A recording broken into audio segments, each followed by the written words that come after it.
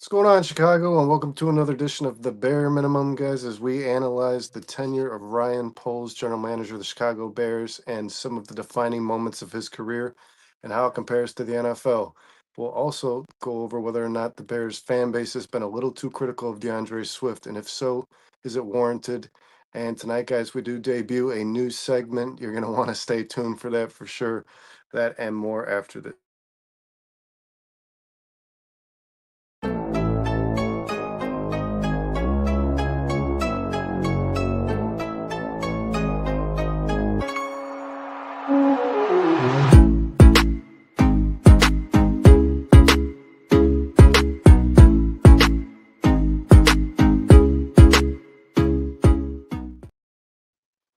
What's up, What up? everybody? And no clickbait here, guys. We are what we claim to be, the bare minimum. Presented by Four Star You kill Chicago me the way you Sports. say that, man. The bare minimum Presented every by time. 4 Star Chicago Sports, guys. I am Bears. I'm Brandon Duplessis, and this is the crafty Dustin Jones. Dustin, how you feeling? I'm good, man. It's a long day, Yeah, Got the baby, sounds like it. got work.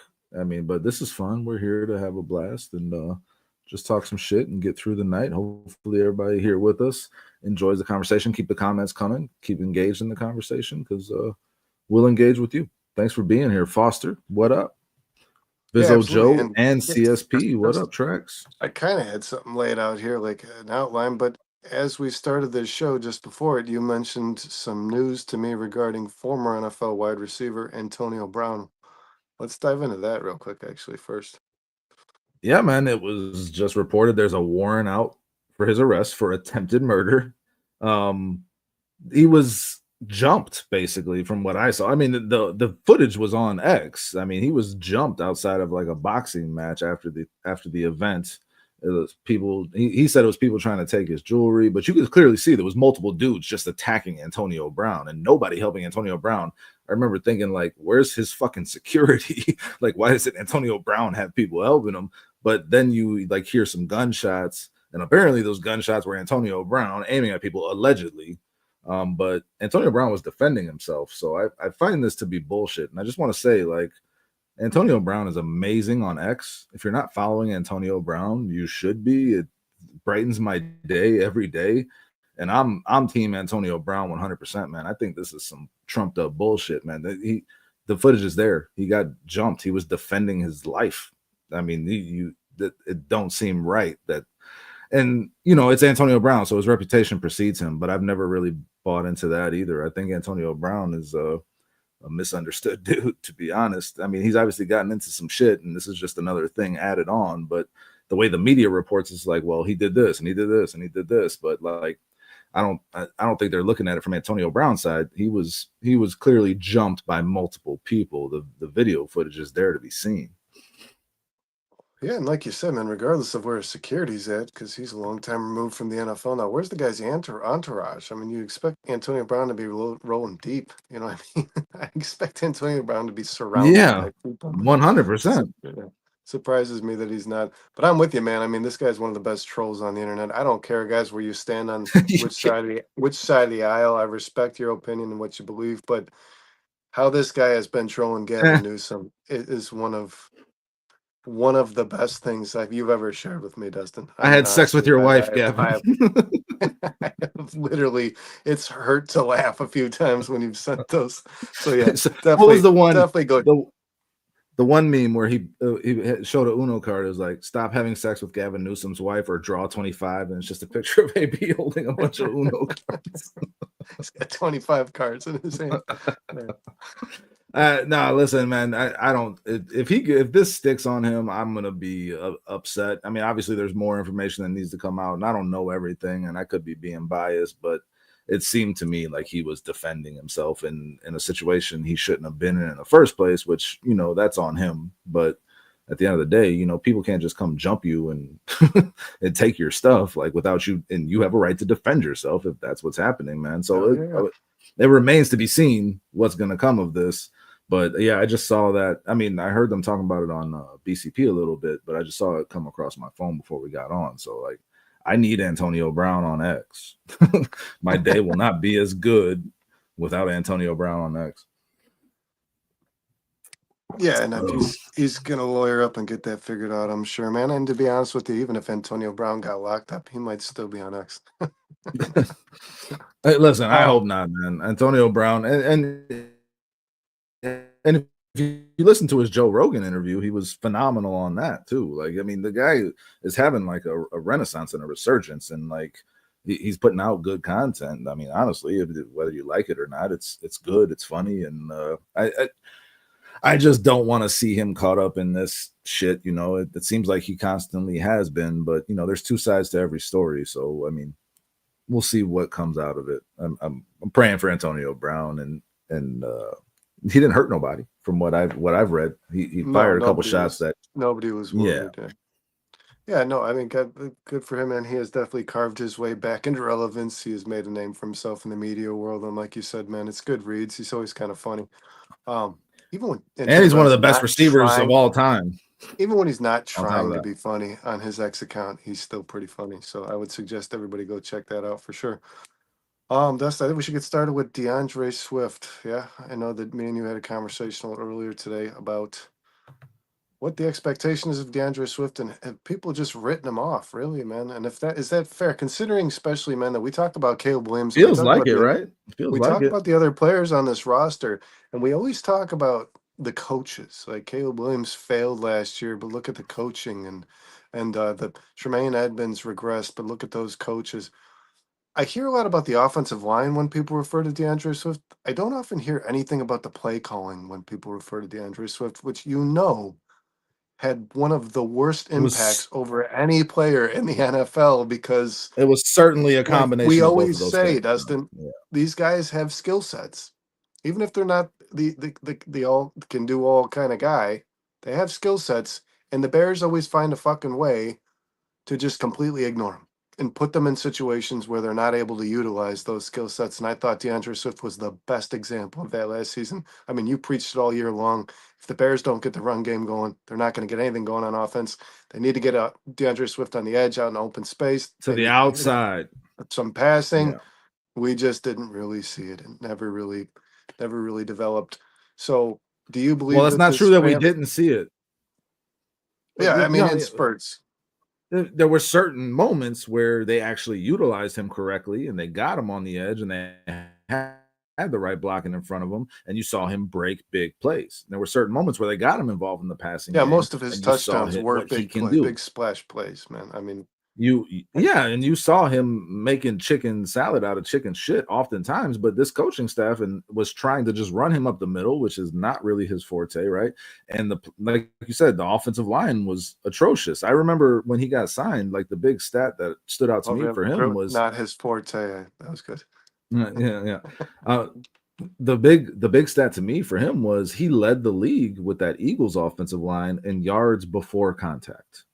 And he rushed for over 1,000 yards in that season. Like, you have to set these players up to succeed, and the Bears didn't do that. Like, again, like if you're talking about Caleb Williams and how he didn't live up to expectations because of the offensive line, because of the play calling, you have to have that same conversation about DeAndre Swift, Brandon. You are 100% right, because that offensive line could not hold up. They could not go moving forward, get any momentum going forward, and the play calling was not setting Swift up to succeed and to play to his strengths. Man, it was clear as day. Yeah, and I feel like also like it's been pretty widely reported that the Bears were trying to acquire a running back in the draft. They visited with a bunch of them. It's Ben Johnson went and watched them all at their pro days. So we read this report and that report. So I think the fan base just started to get it in their head, like Bears running back, the Bears want running backs, priority running back, Well, they which did. I They did think, want a running which back. right, which I, Yeah. but I think in turn made the fan base kind of assume that Swift is going to take the back burner to some sort of role here. And I don't. This is just what Ben Johnson does, right, Dustin? I mean, this is what he did in Detroit. It's not like Well, yeah, he's going to when utilize. Yeah. it's not like when one guy was drafted, the other guy, disappeared, or when one guy was signed, the other guy disappeared. I mean, he has this thing that he likes to do with two backs that have two different skill sets, and the guys that we saw being targeted in the draft, a guy like Travion Henderson, kind of has a similar skill set to DeAndre Swift, but also can I think can run a little better between the tackles than Swift can. I think the Bears were high on some of those power backs too, man. It just never worked out in that draft to where it fell that way. I don't think they were looking to replace DeAndre Swift. I think they were looking to supplement him. Yeah. That was 100% the case. But there is no doubt at this point that DeAndre Swift is the most talented running back on this team, and that's not really close in my mind. If you're going And to Ben utilize Johnson knows that. he fucking better. If you're going to utilize the skill set of your players, then DeAndre Swift is going to be a key figure in this offense for Ben Johnson and the Chicago Bears, man. And Bears fans got to get used to that. I mean, I think he will be utilized in a much better way this season, and maybe this run game isn't as potentially dreadful as we think it is. Now, you do need a power back to step up because there's certain things that that guy can do that DeAndre Swift is not going to be able to do. But if you can utilize Swift for his strengths, then you can get a very explosive piece in your offense out of DeAndre Swift. Yeah, and it reminds me of when Ben Johnson was asked about the tush push. Are the Bears going to try the tush push this year? And what did he say? I like explosive plays. I like explosive plays. Yeah. I don't see big You know, plays. see a coming out of the touchdown. tush Yeah. push. Yeah. So you have to imagine that he likes some of the elements that DeAndre Swift brings to the table because, like we just said, last year when the Bears got big touchdowns, it almost always felt like was at the hands of DeAndre Swift or the legs of DeAndre Swift, I should say. So you know that Ben Johnson, Dustin, if there's a coach who's going to do what we just talked about, didn't happen last year, and put this guy in the best position to utilize the skills that he has because he does have a very particular set of skills. He's gonna do this for DeAndre Swift, and you're gonna see an improvement here. Which, by the way, and you kind of brought this to my attention a couple weeks ago on the show, man. His statistics still weren't bad. I mean, so let's talk about it. yeah, Let's talk. Well, down. first, let's get the chat involved a little bit here. Vizzo Joe, crazy how Shay Norling from Cap and Hoodie thinks Monungai will be the running back one by the end of the season. Yeah, I think that's kind of crazy too. I think we're underestimating the talent of DeAndre Swift. John S says Swift showed up and played as hard as anyone last year. He earned my respect. I hope they found the right compliment to him. Yeah, hopefully Monungai or Roshan is that guy that can compliment Swift consistently. I agree with that. So, but we're talking about his stats. Really good chats. Already bringing the heat here in the chat, man. Always, man. So I wanted to look back to a couple of years with Swift stats. I mean, nothing too crazy here, but in 22 with Ben Johnson, he only carried the ball 99 times. So, they already had Montgomery in there. It's the first year that they added him back. But 99 carries, 542 yards. He averaged 5.5 yards per carry, and he had 5 touchdowns. 48 catches, 389 yards, 8.1 yards per catch, and 3 touchdowns. So he had 8 total touchdowns with very limited touches. I mean, and his averages were really good. So that explosiveness showing again, his ability to get yards after the catch or out of the run. 23 with the Eagles. Carries went up big time, 229 carries, again, behind a really good offensive line that kept him clean before contact. He had 1,049 yards, 4.6 yards per carry, and 5 touchdowns. His input on the passing game went down, only 39 catches, 214 yards, 5.5 yards per catch, and a touchdown. That was because of how they utilized him. They didn't really utilize him in that way, but you can see from that Eagles season that and this is what the Bears saw when they signed him, obviously, if he has a good offensive line in front of him, he can, be a solid back for you. He had over 1,000 yards and a 4.6 yards per carry. Now, look at last year. His stats, like you said, a lot better than what people have in their head because it just looks so atrocious all the time. He had 253 carries, which is the most in his career, for 959 yards. This is the one that sucks, and I think this is more of a call out to the O-line and the play calling like we were talking about, Brandon, than DeAndre Swift. 3.8 yards per carry. That's just abysmal. But that's a group effort. That is not just on Swift. Still put up 959 yards, and he has 6 touchdowns. And then he had 42 catches for 386 yards, 9.2 yards per catch, no touchdowns receiving. So, I mean, like, if you look at that, he had like 1,300 yards, 6 touchdowns. The average yards per carry is the thing that really stood out in a negative way. And a lot of people called out Swift for like not picking the right hole or for being, hesitant and picking his spots to hit that hole. But the thing about that is, Brandon, they were running him up the middle way too much. You remember this, like we said, just not getting him to the outside. When you get him to the edge, he can beat people to the edge. He can outrun people. And you saw him hurdling people in that Washington game, right? Like you get the picture in the thumbnail. He has a a lot of skills that weren't being utilized properly. He has a great physical ability that can stand out if he gets into the right system and gets behind an offensive line that's actually worth a damn, man. And I expect bigger things from DeAndre Swift. I expected big things from him last year. The offensive line let him down, and the play calling did. I expect huge things from DeAndre Swift this season, man, based on these numbers. Oh, With yeah, the and it's not improvements to this something. It's team. not something I know off the top of my head. This and it's not even something I'm sure I could find on the internet. But like, I would imagine DeAndre Swift was somewhere near the top of negative plays last year, and that will affect his yards per carry because how many times do we see DeAndre Swift get the ball and immediately move backwards? I mean, with no Yeah, blocking in front of him whatsoever. I mean, what was the play? I think they were like fourth and goal, and they pitched it back to him. Remember, he ended up back on like against the the 12. Colts when the Yeah, offensive like line all ended up on yeah, their asses. yeah, and Yeah, he was yeah. like tackled at like the 12-yard line, and the guy tried. You know what I mean? He's tried to stay on his feet and break one or two, but I There mean, was nothing he could have he done. was doomed.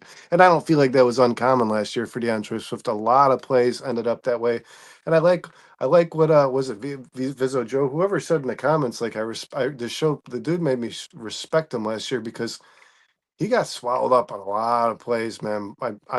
Pretty much on getting the football, he was already being hit, and he did. He just picked his head up and went to the next play, man. And then, like we said, you can't stress enough, Dustin.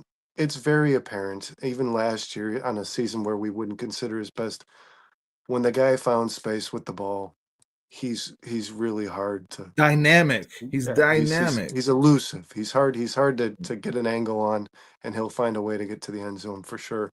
And Ben Johnson's going to utilize that, no doubt. And to be clear, man, the negative plays are some of that was on DeAndre Swift too, because he was trying to make something out of Yeah, too nothing, patient. Yeah, and then he turned that into a negative play instead of turning into a and no that's game.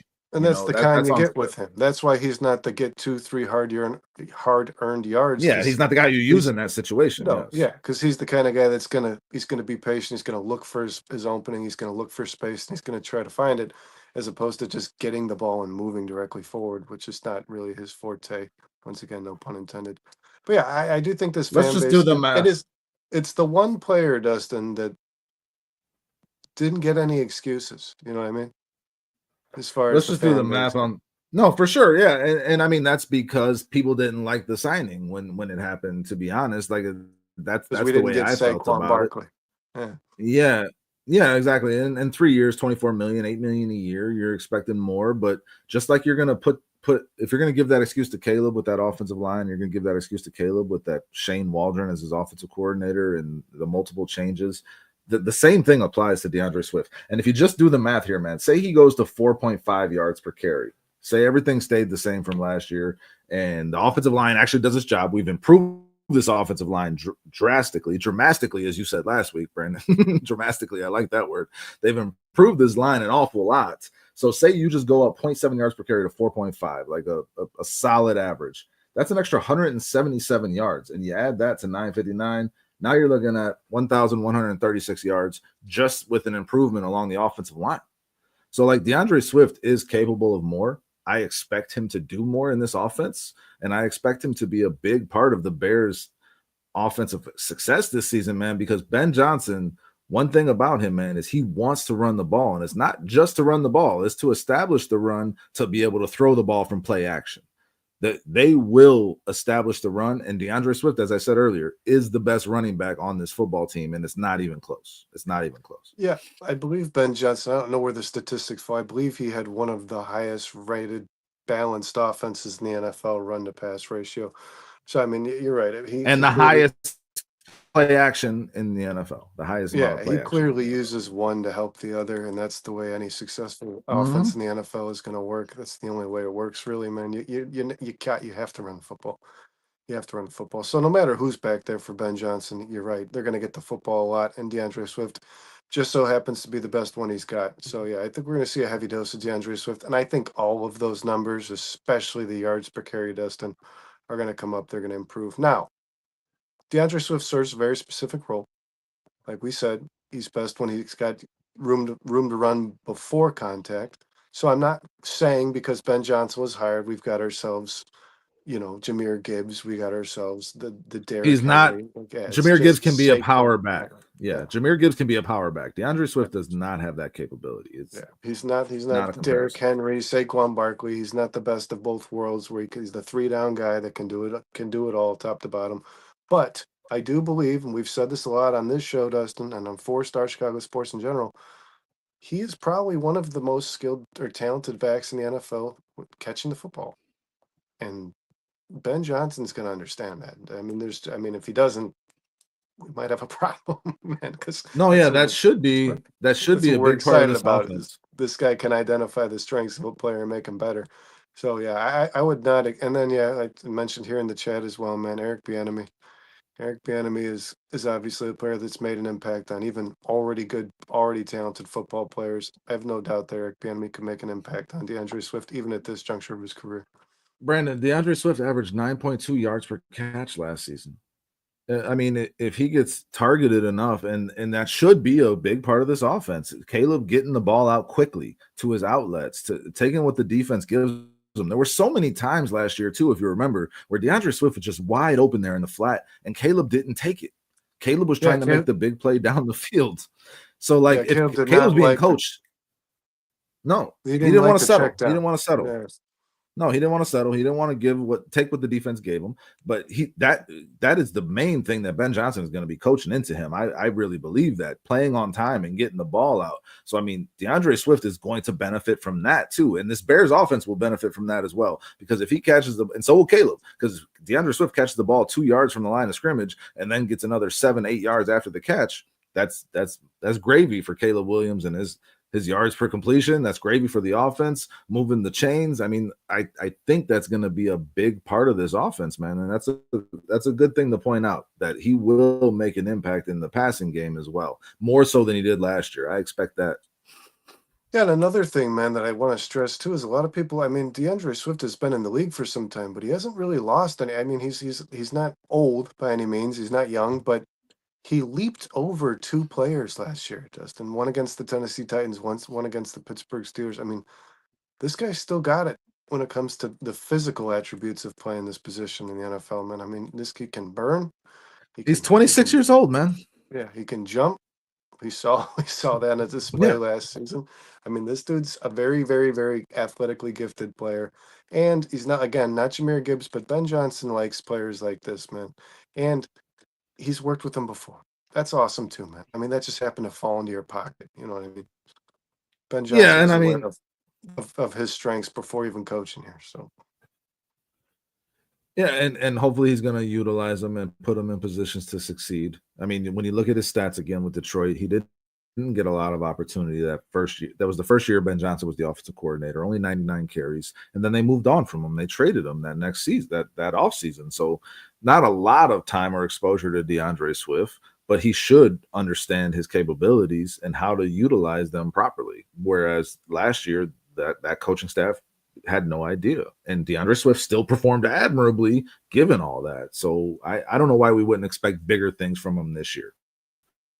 yeah, and I like, Ben Johnson's going to draw up the plays that DeAndre Swift requires to succeed, and Eric Bieniemy is going to be the guy pushing him, man. So I mean, you've got a pretty damn good marriage here between the two coaches, and DeAndre Swift's got the best of some of the best guys in the NFL to help him do it, man. So I'm with you, Dustin, and I thought the fan base was definitely a little heavy on DeAndre Swift after that season. They were too hard on him. Yeah. When everybody else was kind of excused for this, that, or the getting other, a pass. Yeah. And then, like I said, when they started to kind of report that they were visiting with running backs and going to draft one, then people really started to lay the hammer down. And then, especially after they didn't draft a running back, man, people kind of treated it like we never had one to begin with. I mean, well, like when we didn't it wasn't like that, the sky was falling. Yeah, when we didn't get that Henderson or Judkins or Genty, it was like, oh, well, we're fucked now. It's like, well, wait, you just paid this guy last year, man. Yeah, I mean? And John and listen, John, I was hoping for Judkins as well, and I expect Judkins is going to be the best rookie running back this year of that class in terms of statistical production. I fully expect that. I think Judkins is going to be the best running back out of this class in general. I I think the Bears were higher on him than they let on, and they would have liked that out of him. And they did draft a running back, Brandon. You said they didn't without they got Monungai in the 7th round. They didn't draft him where Bears fans wanted him, and there was all this hype around it, and it seemed like this was the weakest position on offense that they needed to address in the draft, and then they weren't able to do it. But at the end of the day, they're running with what they got. We've said that on the Monday show. Like, I expect the Bears to stay pat with what they got. I don't think they're signing anybody at that position to come in here. So we got to count on DeAndre Swift to have a really big year for this offense to be successful, man, because Ben Johnson, again, will need the running game established in order to get the passing game going. And DeAndre Swift is going to have to be a big part of that, man. So I think we're in more capable hands than we're giving it credit for. I agree with you there, Brandon. Yeah, and I think it can only go one way, which is up, man. I don't think that because the Bears' run game felt is as good as DeAndre Swift was here and there at the burst that he had. It did feel ineffective. Like, it felt like Caleb needed to do more than a rookie quarterback should have to. And I think that Ben Johnson's going to utilize DeAndre Swift to alleviate that and make Caleb Williams a little more comfortable. Like you said, Dustin, he'll lean heavy on the run to make sure the pass works a little better. Yeah, and I think Bears fans should be excited for the fact that you got a guy who can explode with the ball in his hands, and you got one of the most explosive play callers in the NFL, man. Explode with the ball in his hands. Yeah. Nice. Pause. All right. Yeah, so good vibes, man. DeAndre Swift again. I think we think here at the bare minimum, the fan base should just relax, take it easy, guys. Remember, this is a dude who had 1,300 all-purpose yards last year and 1,000 yards the year before that, man. Now he's with the best play caller in the NFL. Good things should be on the way for sure. Dustin, do you want to dive into this Ryan Poles thing? You got any more on DeAndre Swift? I got nowhere else to be, man. I'm here. Let's do it. All right, yeah, guys. I was motivated today to talk a little more about this because the show we did on Monday, we had I forget who it was it Razzle Dazzle, Melon Smasher? Somebody in the chat was talking about how, Ryan Poles is, well, first off, he was talking about the 15-36 that is Ryan Poles' record that he carries with him as the general manager of this Bears team. But then some of the other, and that's what matters. With some of the other things, some of the other GMs in this league have done in the time that Ryan Poles has been the general manager of the Chicago Bears. So, Dustin, I wanted to kind of break down the pivotal moments of Ryan Poles' tenure since he's been here, the things that have kind of defined his last 4 years, and then try to determine if we think Ryan Poles up to this point is a good or a bad GM considered for the Chicago Bears. I mean, really. Do you want to go through each one and kind of give it a grade? How do you want to? What do you want to go? How do you want to go about that? Yeah, we don't even have to grade it necessarily by more so than just saying was this something that paid off for the Bears? And I don't mean did they start to win football games because of it, because clearly they haven't, man. But I mean, is it something that we still feel good about will affect the future of this football team in a positive way? And then is it even something, Dustin, that still remains, because a lot of this stuff isn't here anymore, and that's where I really want to start. That's where I really want to kind of analyze is well, I just want to make sure we don't just list it off. We talk about how much has Ryan Poles done that he's had to undo. That's another thing I want to talk about, man, because as I was laying this out today, go ahead. Well, I was just going to say, man, that's something that we've been talking about for fucking 3 years, Brandon, me and you, just in our text. How much credit can you continue to give a person for fixing their mistake in the first place? Yeah. And as I'm going through it, you can start the fire, but you can't get credit for putting it out. You start the fire, you don't get credit for putting it out. You started the fucking fire. You know what I'm saying? Eventually, that you're a pyromaniac. I've never seen, and Ryan Poles has gotten a pass. I mean, this past year, the heat intensified a little bit on his seat, man. But I'd never seen somebody who had produced so little results in Chicago get such a pass from its fans, man. It's been weird a little bit with the Ryan Poles thing. It has. Yeah. It kind of happened hand in hand with Justin Fields. It felt like for all of a sudden, man, an organization that was so quick to turn its back against you and throw you away, man, was just relentlessly going to defend these two individuals no matter what the results were. And I remember me and you talking about that. Who Fields, how strange that was.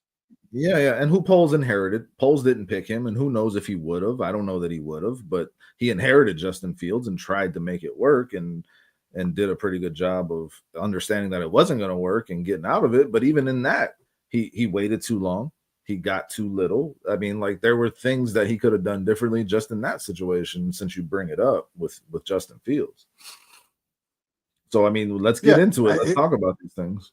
Yeah, it was just strange, man. Like I said, me and you texted a lot about how this fan base just kind of flipped its script on how long it was willing, how tolerant it was willing to be for an individual here, because we saw guys, you know, I mean, who didn't do some things, such as, to me, especially as bad as Justin Fields did, that were crucified, man. I mean, one bad throw and it was like, this guy sucks. Put in the backup, man. All right, so I'm going to show this up here, but I'm not going to leave it up here for very long because nobody's going to be able to read it, man. It's a super file, guys. I'm not a digital creator, but yeah, here's the kind of the timeline here that I put together for Ryan Poles.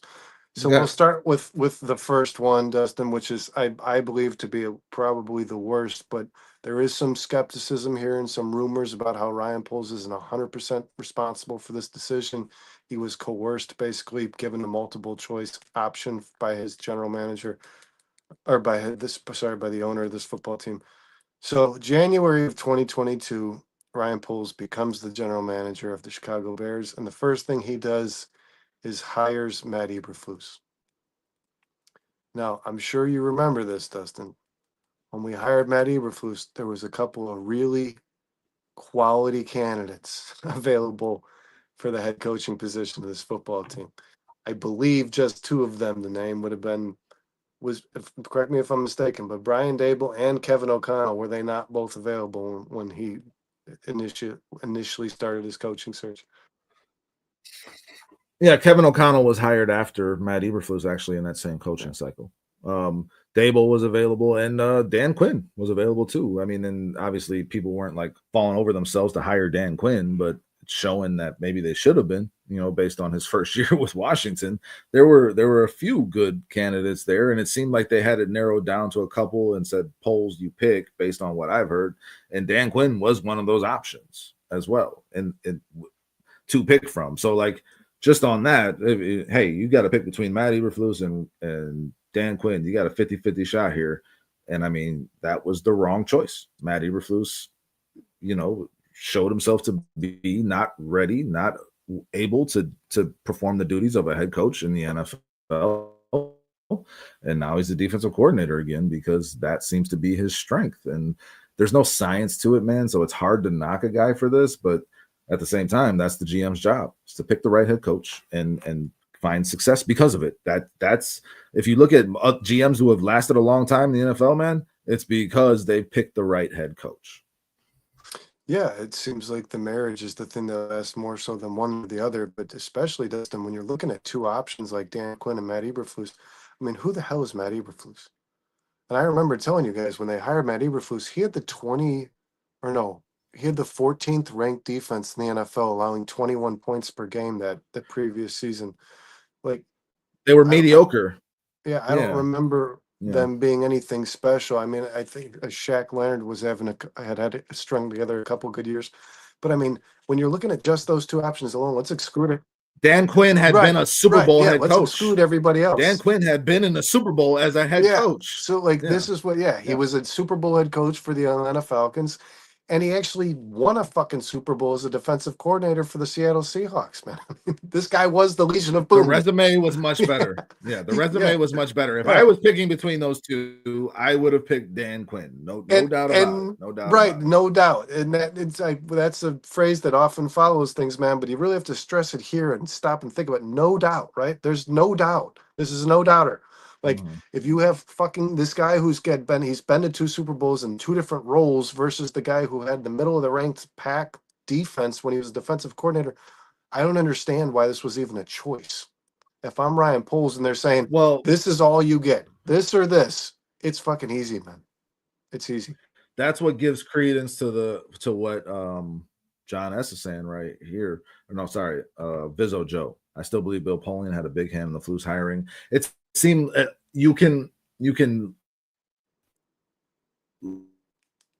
let him off the hook for that, Brandon, because you can believe that he was kind of coerced into making that move. Like, hey, you're and you can believe it with this Bears organization because they've done this ass backwards shit for as long as we've been watching them, where they're like they force the GM to pick this head coach, or they force a coach that they retained onto a new GM.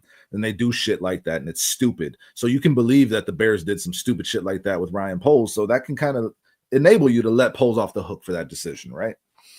Yeah, and another thing that the Bears always do, man, they're always the smartest fucking guy in the room because, like you and I just said, if any person who's looking at the decision is thinking Dan Quinn is a much better candidate than Matt Eberflus, the Bears always have to be like this.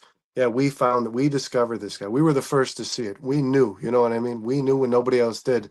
But it's like you never fucking do. You're never right. It's never right. Never. Yeah, Like the Matt yeah. Nagy, all these projects that you've Dick, tried, Dick Mark Trestman's, all these Mark Trestman guys. out of Yeah, just the all of them. Alouettes. Yeah. You weren't smart at all. When everybody else was looking John at you S. like, what the hell are you doing? They were saying that for good reason, man. It's just like I don't the Yeah, John yeah, and Fox that's thing, what man. feels good about this.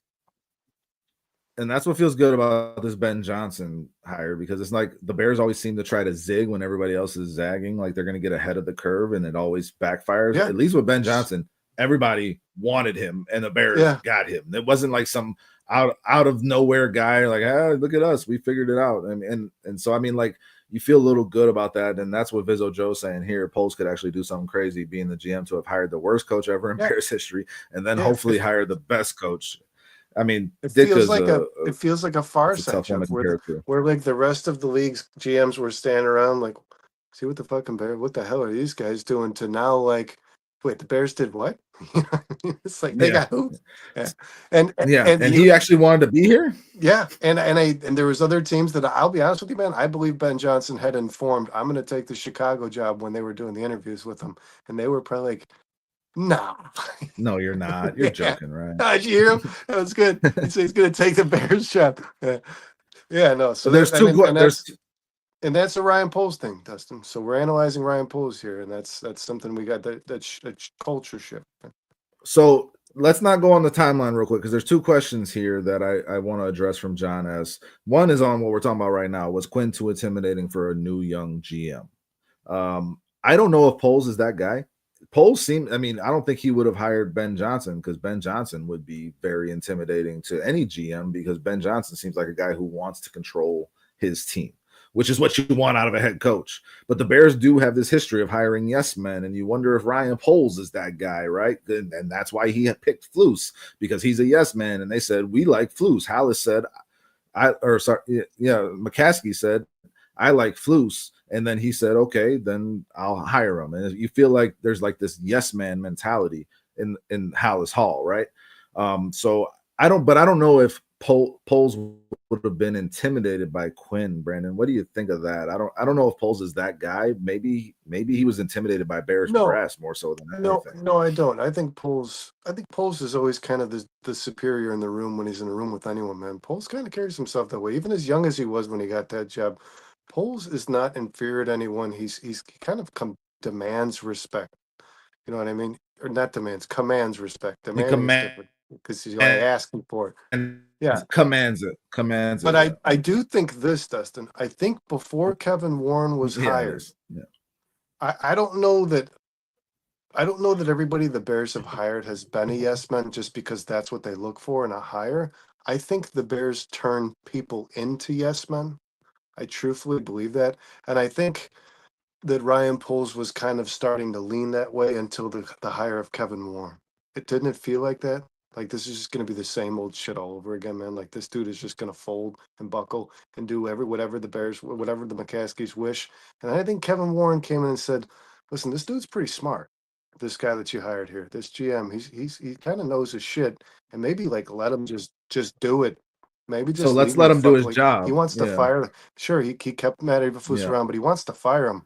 I say we give him the green. You know what I mean? I feel like that conversation happened at some point because George McCaskey's tendencies and behavior just changed entirely to me, man. It did. Listen, and I think Kevin Warren, if we're going to bring that up, has served as that buffer between the football operations and the business side of it, and I think that the Bears needed that for sure. And Kevin Warren does seem to have empowered Ryan Poles and gotten into McCaskey's head to where to say like, hey, if you hired me to do this job, let me do it. And you hired him to do that job, let him fucking do it. You know what I'm saying? So Yeah, I agree with that to an extent. where Ted Phillips was worse. Ted Phillips was just another voice in George's ear to try to influence the general manager they hired. You know what I mean? Where Kevin Warren is like, hey, George, back off a little bit and let Ryan do this. Ted Phillips was like, hey, you should tell Ryan. You know what I mean? It's like there was two guys. It's like there are two people now who are trying to get over the top of the guy who's supposed to be doing his job who can't. I will say this though, Ted Phillips was opposed to hiring Matt Eberflus, and I think that's pretty much what kind of ended his tenure here with Chicago. But I heard. So, and why I said we shouldn't go on the timeline is because John S. asked this. What I want to know is whose decision was it to keep Flus to start last year? And I think the answer to that question is pretty obvious. That was Ryan Poles. That's Ryan That was Poles. Ryan Poles' decision. And that was the worst decision of his GM career to date, by far. All the coaches that were available in that offseason, all the people that you had a chance to go interview and potentially hire, and you stuck with Matt Eberflus, who had already shown that he could not do the job. And then you John, come into this season and you see what the results were from retaining Matt Eberflus. So yeah, like that was Poles all the way. And John, that's why we kind of led with the initial hiring of Eberflus. That's kind of why we accepted that there's excuses to be made. With he was given options, and Bill Polian was kind of telling him what to do. The retaining of Matt Eberflus, there's no excuse to be made. It's all falls entirely on Ryan Poles. Sure, he corrected the mistake by firing him, but like Dustin said, you can't be starting fires, putting them out, and asking for rejoice. And the firing of Matt Eberflus was his biggest fire, like you said, man. No pun intended. But okay, following the hiring of Matt Eberflus, the first thing that Ryan Poles did here. Now, this is the side of things that I think the average football fan, Dustin, this is the side of Ryan Poles that I think gets overlooked. The first major thing to me, I put this list of defining moments together, guys. If you think when I'm all said and done with this, if you think there's something we're missing on here, you let us know. But these are the things to me that really stood out as like big moments in Ryan Poles' career. First thing he did, March of 2022, he traded Khalil Mack and got that money off the books. So the first decision Ryan Poles made was a financial one, with the understanding that this team was in hell. They were in cap hell. Their roster wasn't good. They had very few players that other teams might actually be interested in. The first thing he did was identify the guy who's costing the most money and get the most out of him. So I look at this as a good decision. I mean, looking back on this now, man, Ryan and Khalil Mack never looked the same after he left the Chicago Bears. I think this was the first real decision that Ryan Poles made as general manager. He's had some pretty solid seasons. He's had some pretty solid seasons in Los Angeles, man. Yeah, he had like 14 sacks last year, but he had 6 in one game. So I don't know. It's a weird season, man, because like if you take those 6 from one game out, it was okay. Again, not the same. He's not making the same impact, Dustin, that he did here. You know what I mean? The Bears traded Khalil Mack to the Chargers on March 16th, 2022, in exchange for a 22 second-round pick, number 48 overall, which they used on Jaquan Brisker, and a 2023 sixth-round pick. And the Bears also received $6.15 million in salary cap space in 2022. And $28.5 million savings in 23. So I mean, they saved fucking like $34 million on that trade and got a second and a 6th-round pick. So that was a pretty good move, Brandon. Yeah, it was. Yeah, this was a financial decision, and I think it was best for this team's future. And I like I said, and Khalil Mack. Let's say Khalil Mack spent the next 4 or 5 years, Dustin, playing at the peak of his career, the peak of his talent. He was wasting it here because Ryan Poles knew what the hell he was about to do. He was about to break this thing down to the fucking bones. You know what I mean? So any smart GM probably would have looked at Khalil Mack as an asset for some draft capital and a way to get money off the books, right? The next decision that Ryan Poles it was a smart move. It was a smart move. It was. It had to be done. Another one that I want. Okay, so Ryan Poles' first draft comes. You had mentioned Jaquan Brisker and Kyler Gordon was first 2 picks. However, I didn't put those in there. They were good, solid picks, but he kind of did that. I mean, he let everybody believe we're going to build this team from the inside out. The first thing he does is he gets two outside players on the defensive side of the ball, which makes sense because Matt Eberflus was his head coach. But the thing that stood out to me, Dustin, one of the defining moments of Ryan Poles' career was his first third round pick in an NFL draft, and that was Velus Jones. So the third defining moment I put on my timeline here was April 2022. Poles drafts Velus Jones. This is the first offensive player Ryan Poles ever Okay, so but drafted. why leave out the Gordon and Brisker draft picks in that timeline though? Because those were two pretty solid picks, especially the Gordon one. I mean, and they picked them before. Yeah, I don't know. Velus I don't Jones know. was Listen, I like Brisker, man. I don't know that you can say that. I don't know. I don't think that's a fair statement to say those are two pretty solid picks. I don't think Brisker's going to get a second contract and remain on the Chicago Bears, and that's how general managers are well. That's going to judged be on their decided draft this picks. season Yeah, for sure, 100%. But yeah. that's going to be decided this season whether or not that Kyler Gordon happens. was a All I'm developing saying is player it feels. All I'm saying is who it feels a little struggled a unfair lot. to think. And I hate to say this, man, but Matt Eberflus, I think, did a lot for Kyler Gordon. Kyler Gordon, I don't know if you guys remember when he was a rookie, man, I was texting you week in and week out how much this guy sucks. Because he did. When he And what was started I in the texting NFL. you, Brandon? What was I He'll texting get you, there. Brandon? He'll What was get I there. texting you Yeah. back? And he was playing a lot of You outside could corners. Yeah. see the skill set he had, and that it was going to lend itself to him becoming a good player. And yeah, he was playing out of position On for a the lot of that outside, time. yeah. And then Yeah, Matt Eberflus figured out like this guy could be probably one of the best nickels in the NFL. And Matt Eberflus did develop Kyler Gordon into a better. By the end of that season, Kyler Gordon was probably the best player on the defensive side of the football, man. But oh, following listen, the the Velus Jones pick was a bad one, and I don't think anybody. I particularly didn't like it when it happened. I tried to see Deebo Samuel in there somewhere because it's like, okay, the Bears made this pick, but it felt like one of those things. You can compare it to the Ruben Hippolyte pick this year, Brandon. You can compare yeah, those two picks, right? And that's it why I feel put like it another one of those zig when you should have zagged type of and things. that's why I put it on there, Dustin, because by all measures, Jaquan Brisker and Kyler Gordon were heavily touted by all GMs in the NFL as quality football players. They were going to be drafted high. If the Bears didn't get them, somebody would have taken them around where they were drafted.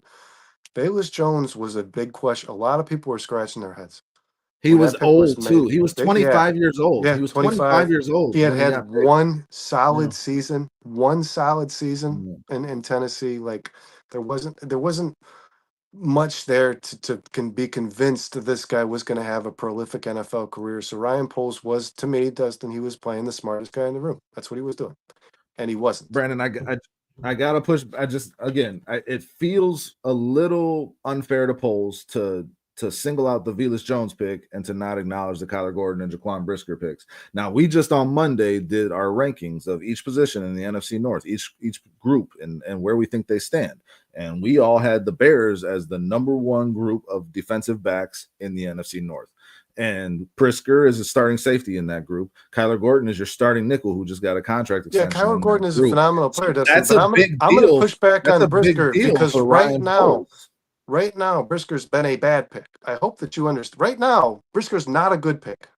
He's not. I'm You sorry. hope that I understand. It's Listen, not Poles. It's not Poles' his fault, but it's availability hasn't not a been good. good. No, His it's terrible. availability hasn't been good, but when he's been on the field, he suffers But in coverage. He has suffered in coverage, yeah, and but he that. also has made an impact, and he was having a great season. If you can't be But on the field, you're a bad pick for sure. yeah, But like yeah. any NFL GM is going to have a hard time predicting whether or not concussions are going to keep you from playing football. That is not something you can predict when Well, you're making a pick. He's a well, solid player. when I talk about defining moments, though, man, Ryan Poles has now had 3 drafts. He's probably drafted over 20 players. I'm not going to put all those guys. The guys where I feel like Ryan Poles drafted a player where he's projected to be. Sure, he got the right guy and a guy like Kyler Gordon, but it doesn't. To me, that pick doesn't define his career. Like a pick like Velus Jones, where you're reaching really hard to prove that you know something somebody else doesn't, is something that defines your career as a general manager. When you're taking a Oh, guy where he's projected to be drafted, who works out, good choice, man. But it's not like, you know what I mean? Kyle, he didn't like trade in the first round and draft Kyler Gordon. He waited for Kyler Gordon to fall in his lap. Okay, but you still got to pick them. And can you just acknowledge that saying Velus Jones being drafted in the third round is a defining moment of his career, but Kyler Gordon and Brisker in the second round with the pick that you got and trading for Khalil Mack when getting rid of that, that's also a defining. If you're not going to acknowledge that that's a defining moment in his career, when you're looking at these guys being two starting defensive backs on your defense this season and two guys you expect to play Well, I guess you well just for your made my defense point, to though, be man. good. Like, Kyler Gordon was a projected second round pick. That's where he drafted him. Good again. Good pick. Velus Jones was like a projected 6th round pick, and he drafted him in the 3rd. No, So I it was guess a that's reach, kind of my point. 100%. That's kind of my point. But my point is to point that out, but to not acknowledge that Right. Well, dude, I he can't made two put good picks in the second. every draft pick on here. I Okay, can't. but if we're gonna have the conversation, we got to talk about it. Otherwise, it feels like I it's sent you the slanted list. in one I sent you direction. the list and said, let me And I know what told I'm you I was missing. driving. Yeah. I told you I was I can't, driving, and I but couldn't look at it. I'm gonna proceed this with. There's gonna be a lot of draft picks that aren't on here, man. I'm No, gonna tell you. I don't expect us to go through every Ryan Poles draft pick. I'm just saying, Yeah. if you're going to single out a pick in the 23 draft and say, well, this was a defining moment, I think the bigger thing is that he drafted two defensive backs that have been starting for the Chicago Bears in the second round, more so that he missed on Velus Jones. Velus Jones was a big miss. Was a big miss. Well, and well, it remains to be seen with Brisker. If he can stay healthy and stay out of concussion protocol, we could see a big season from him. That's a big if. That's a positive outlook. Yeah, I don't think it remains to be seen. I think it's seen, man. But I'm gonna hope. I'm gonna hope. You know how I feel about going into any season with hope, man. But October. Okay, so pivotal moment. He drafted Kyler Gordon. He also reached very hard on Velus Jones and did a very general managerial thing by like taking a giant risk on a player in his very first draft as general manager. That's like the risk. And he held on to him too long. He had shown that he wasn't going to be a positive contributor to his football and I'm going to bring up where because of where he the Velus Jones project was a stubborn thing, I think, too, man. That's another thing. I think it was stubbornness. Ryan Poles didn't want to be wrong about that when it was so clear to all of us, man.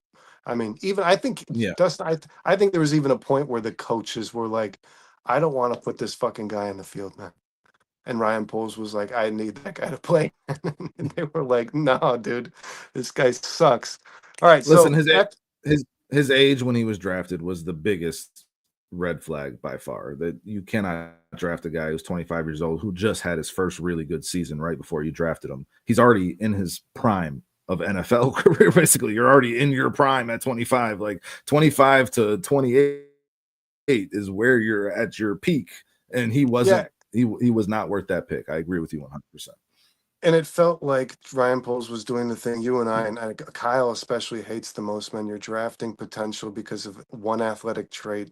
Velus Jones was a very fast guy. We all know that. He's one of the best 40s in that draft class. But it just doesn't mean a guy at 25 who had one decent, I'm not even going to say great, man, decent season at Texas because he runs a 4.32 or whatever it was. Just not a quality pick. A bad decision. That's another reason. That's another reason you can compare it to the Hippolyte pick, and you wonder if that's history repeating itself. And Ryan Poles continues to make the same mistakes. Yeah, the Hippolyte thing starts showing ugly side right now, man. Man. So after that draft, following the draft in which he did land one of the best nickels in the NFL, and also one of the largest busts from that class, probably I would say, a guy who was a healthy scratch for the next 2 years. He makes another money decision, Dustin. He trades the league leading sack player in Robert Quinn.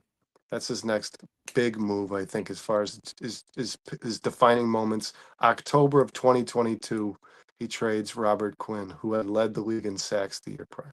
Yeah, 18 and a half sacks in 21. And then John had asked if they had a double-digit sack guy since Khalil Mack. And I mean, they were both on the team in that last same year. They held on to Quinn a little longer, so I guess they haven't. But yeah, 18 and a half sacks in that season. And what did they get for him, Brandon?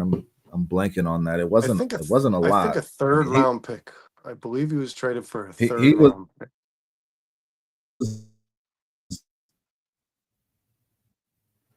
Dustin, you there?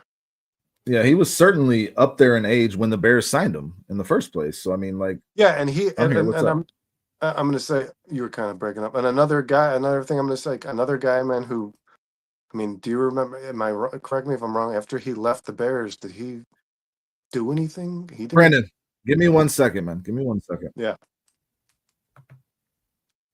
I believe after Robert Quinn was traded was the last, I think his last, the year in which he had 18 and a half sacks on the Chicago Bears was the last season that Robert Quinn acquired double digit sacks in his career. As Dustin stated, he was already pretty old, and it was kind of like a miracle that this guy was able to acquire 18 and a half sacks on the Bears. And I think it had a lot to do with the fact that Khalil Mack was on the other side of it. But another money decision made by Ryan Poles. He got rid of a guy that they had paid probably a little too much money, spent a little too much money on, especially considering his age. The production was there, but the guy was old when they signed him. He was already in his 30s. So Ryan Poles frees up a little more money on the books, trading Robert Quinn. So now he's hired Matt Eberflus. He's traded Khalil Mack. He's drafted both Kyler Gordon and Velus Jones, so good and bad. And then traded Robert Quinn. And I was fully supportive of this decision when the Bears made it. I knew that the direction of this Bears team was going one way, and that was down. And Robert Quinn was not going to serve any purpose on a team that's not going anywhere, even to a playoff series in the next couple of years. So trades Robert Quinn. Dustin, I just kind of went through the first four bullets here. Trades Robert Quinn. You know what I realized, man? I've talked about all the things on this timeline and whether or not I missed any. I did not put the hiring of. Oh no, never mind. Because I was going to say Shane Waldron, but that's a Matt Eberflus thing, so that should be excluded from Ryan Poles anyways. I'm not going to put that on Ryan Poles. But okay, so after that he trades Robert Quinn. This one's For a stung, fourth round pick. For a fourth round pick. round. Okay. Yeah. And yeah, I believe Robert Quinn's career kind of fizzled out after that, man. Like you said, he was old. 100% did. And I think I was saying, but when you were out, I think he kind of benefited from Khalil Mack to begin with, to be honest, being on the other side. I think that's what got. Of course. I mean, he was a high motor player, but I don't think he would have had the year he had without that guy on the other side. So after he trades Robert Quinn, Dustin, he makes the trade that I hated the most in Ryan Poles' career, and he's made some bad trades, man, but he traded away former first round pick inside linebacker Roquan Smith. This one killed me, man, because if you're looking at the players on this roster now, Tremaine Edmonds is paid only $500,000 less annually than Roquan Smith, and he is nowhere near the caliber of the player that Roquan Smith is. I mean, yeah, this is why it's impossible to go in a timeline with these decisions, man, because every single decision has like a chain reaction. It leads to other things, right? Yeah. Like Edwards you couldn't. and Edmonds were signed. Yeah. You couldn't, and Edwards was a great signing. That was a hell of a deal, but I mean, like, you couldn't just get into negotiation and not it felt like that was his first real big negotiation, and things just got personal. It wasn't kept business-like, and then a rash decision was made, and you moved on from a guy that you drafted and could have been a homegrown guy, one of the best middle linebackers in the NFL. Still young, like 22 or something, dude. Over a couple $1 million, right? And then, like you said, you go the next offseason and sign Tremaine Edmonds, who's just not as good of a player as Roquan Smith, period, end of story. And they're basically paid the same. Yeah. So, like, that decision cost you talent at a position on your team. And that's something that's one major thing you got to judge a GM on, man, is, are you getting the best talent on the team? Like, we could have had this and we got this, so now our team's operating at a deficit. And Poles' decision making led directly to that. Yeah, and I want to say this to him, because I was just talking about when you're out, I was talking about the fact that Robert and Quinn and Khalil Mack were aging players. They were probably on the other side of the hill, man, but Roquan Smith was a young fucking guy. He was like 22 years old when that trade was made. I mean, you're talking about another decade out of this player, man. Mm-hmm. Another decade of dominance. So your mindset, if you're Ryan Poles, should have been like, when I get this team to where I want it to be, when it's successful, Roquan Smith will still be a major part of it, man. You know what I mean? He'll be a leader. He'll be a leader on that. Like, I imagine that he assessed whether or not Khalil Mack or Robert Quinn could be an impact player in 5 years from now, or whenever he felt the Bears were going to be where he wanted them to be, 4 years. I'm sure in his mind it was a little less than it's been. But Roquan Smith, if I'm the GM of this Bears team and I'm looking in the future, Roquan Smith is in it. He's in the fucking future, no doubt. Yeah, he's the guy you should have held on to. It was avoidable trading him. They got a second round pick for him, but I mean, and then that's another chain reaction thing, because we're going to talk about trading for a guy and giving up a yeah. second round pick. Like all these decisions have Oh, consequences, man. we And the can do it consequence of now that, because the next thing Ryan the Poles did. consequence of that decision. Hey, Yeah, Brandon, so is my shit just still is that's my shit better still now. just cutting out? No, it's better It's now. better. Okay. Yeah, your Okay. audio Because is I'll kind of jump to my phone. your audio is kind of I'll skipping, jump but to my. your video before was freezing bad, dude. Okay. Well, I'll jump to my phone if I need to, man. Please just let me know. All right, yeah, we'll do. Because it's the So yeah, Wi-Fi. the very next thing that I consider a defining moment in Ryan Poles' career after acquiring a second round pick for Roquan Smith. So yeah, now has 2 second round picks for the next year's draft, but one of his second round picks because with the Cleveland, one of the Dolphins. The Dolphins were stripped of their first round pick. So he had the 32nd pick in the draft, Dustin. He theoretically had a Basically a first round pick. first Yeah. round pick. He traded this guys in November of 2022 for Chase Claypool from the Pittsburgh Steelers. That's a big fat F. That's a big fat F. And you wanted to talk yourself into it at the time because Chase Claypool had a pretty solid career so far in Pittsburgh, and he seemed like this guy, like prototypical size, tight end playing the wide receiver position. You can get a lot out of this guy, but what you learn is that the Steelers don't trade guys like that unless they know something you don't know. And Poles got swindled in that, and that was a big miss, a huge miss. And this one, when they did it, I was defending Chase Claypool. I didn't like we discussed this, Dustin. We didn't like the pick. It was too much to give up. And it was too much to give up. Yeah, I thought it was the latter second rounder. When I found out it was the higher second rounder, I was pissed. But I will say this team was desperate for weapons. And yes, they weren't going to be in the playoffs. They weren't going to be in a Super Bowl. So like a lot of people were asking, like, why do we have to get a weapon when this team's in going in no direction anyways? Well, because you had Ryan Poles felt an obligation. This was part of the test for Justin Fields. The acquisition of Chase Claypool was part of finding out whether or not Justin Fields was that guy. Was he good enough? And you weren't going to be able to determine that if Justin Fields was a talented player without any bit of talent around him. And you knew that. And guys, this is a thing that Ryan Poles is not given enough credit for.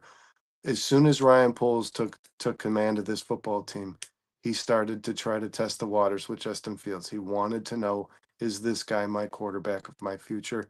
And this was one of the things that he did to try to find out. However, I don't believe that it's Justin Fields' fault that Chase Claypool was as bad as he was. I think Chase Claypool was just not a very good football player and terrible effort. Terrible effort. I mean, we heard about it all day in practices, and even the players opposed, the defenders that were practicing alongside Chase Claypool said he's got a terrible attitude. He was starting shit with just about everybody. He didn't block. I watched JT O'Sullivan's quarterback school, QB school, and whenever I watched one of those videos, he was constantly calling out number 10. He would even just call him number 10. He said at some juncture, I don't even want to say his name. He's just number 10 because the guy on every fucking video, every film that you watched of a Bears game, this dude was not doing anything when he wasn't being given the ball. And he wasn't being given the ball very often because he also didn't separate very well from DBs.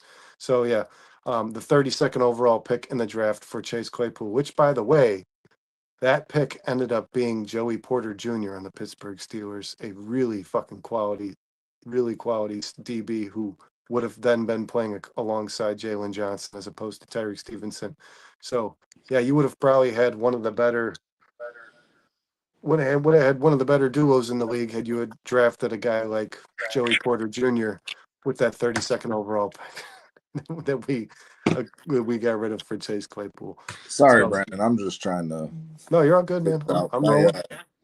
Everything sucks on my computer right now. Wi-Fi is like giving me major fits. So just wanted to switch up. I've been there, man.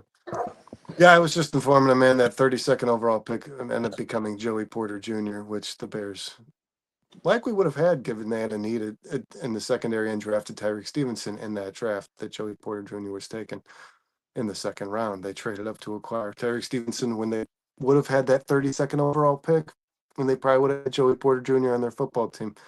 So yeah, that one hurt, Dustin. And like you said, there's no other way to look at this. That was a terrible decision by Ryan Poles. But I did say this, man, when you stepped out Ryan Poles was doing something that most fans didn't take notice to, I don't believe. It was a very intelligent thing that Ryan Poles had started to do from the minute he took command of this football team. This was a test for Justin Fields. Ryan Poles was trying to determine if Justin Fields was the quarterback of his future, and he wasn't going to be able to do that if he felt like he had nobody to throw the fucking ball to. So that's what I believe he was doing. He was kind of trying to force the issue to see if Justin Fields had any bit of talent, but he got the wrong guy.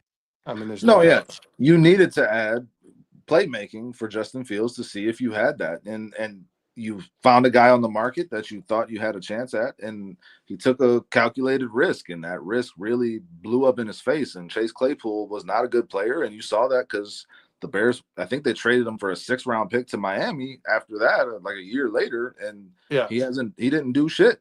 And, He didn't do and anything. his by all reports, his attitude was terrible. He was fighting his own players in practice. Nobody on the team really liked him. Nobody got along with him. Yeah, but just a major problem. I remember Darnell Mooney saying he's always this. I remember this quote vividly. Darnell Mooney stated after, I think it was after one practice with Chase, he said he's always talking. Dude is always talking. So, I mean, this guy rubbed people the wrong way. Not a good decision by Ryan Poles, and way too much capital for a guy. Even if you liked Chase Claypool, even if you're Ryan Poles and you think Chase Claypool could be something special one day, still not the 30. But based on what he had done in his career previously, not the 32nd overall pick in the fucking draft, man. Not a Even the chance. other 2nd-round pick would have been too much. Yeah, I Just agree. the 2nd-round pick in general was Yeah, just too much, and we thought that at the time. But again, we tried to convince ourselves that Chase Claypool yeah. was going to And be I'm that ashamed guy. to say it. I think me and you actually said a third round. I would have been okay with a third round pick, and even looking back at that, I'd have been like, ugh, lost a third round pick on this guy, man. But so yeah, after Chase Claypool, the next defining moment of Ryan Poles' career, as far as I'm concerned, as far as my little graph here is concerned, he signs Nate Davis. Now, the reason I put this on there, Ryan Poles signed a lot of free agents this offseason, but he signed Nate Davis for a pretty substantial contract. Nate Davis had a decent season in Tennessee and the Titans, but I don't remember. Dustin, do you remember what it was? I don't remember what he gave Nate Davis on that deal. It was a 3-year deal. I think I lost Dustin again.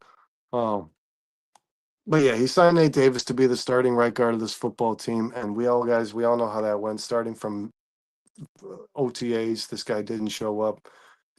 I swear to God, you can still find this today. When he was asked about OTAs and why he wasn't there, he said, "I'm just not an OTA guy." That's a real quote from Nate Davis. So if that doesn't make you sick to your stomach, I don't know what will. So yeah, I'm just not an OTA guy. That's what he said. Um, First major free agent signing that Ryan Poles made, and one of the worst any Bears general manager ever did. I disliked this guy from the minute he was on this football team. He served no purpose at all. He was a terrible player. He had a terrible attitude, and he didn't show up. And Matt Eberflus would just continue to promise this guy a starting job, no matter how fucking bad his attitude was, no matter how much time he missed. He was just a guaranteed starter every season. Um, the Nate Davis project should have ended. That's another thing I'm just gonna say about Ryan Poles with his stubbornness. The Nate Davis project should have ended a lot fucking earlier than it did. After the signing of Nate Davis in March of 2023, Ryan Poles makes probably the best decision he ever did as the general manager, at least up until this point. He traded the first overall pick to the Carolina Panthers for what we know now, guys, as the Haul. This is probably one of the greatest trades in NFL history. He got 2 first-round picks, 2 second-round picks, DJ Moore, and I believe there was a mid-round, late-round pick in there somewhere, like a fifth-round pick as well. So our fourth-round pick. So yeah, this was the best thing that Ryan Poles did as general manager up until this point, and this is the moment that I started to think, well, this dude might be it. This is legit. I don't know if I've seen it because he got over on that Panthers team. This was a year that he didn't like the quarterbacks. He was keen to it. This was the C.J. Stroud, Bryce Young. Um, Will Levis. I don't remember who there was one more quarterback in there. That was the year that he made this decision. I don't think Ryan Poles liked any of these guys as potential starters at quarterback on his football team. So he was willing to part ways with that first round pick. And guys, we'll look at that a little later on, but looking back now for what you've acquired from it, one thing being Caleb Williams, probably the best thing Poles has done in his career as the general manager for the Chicago Bears.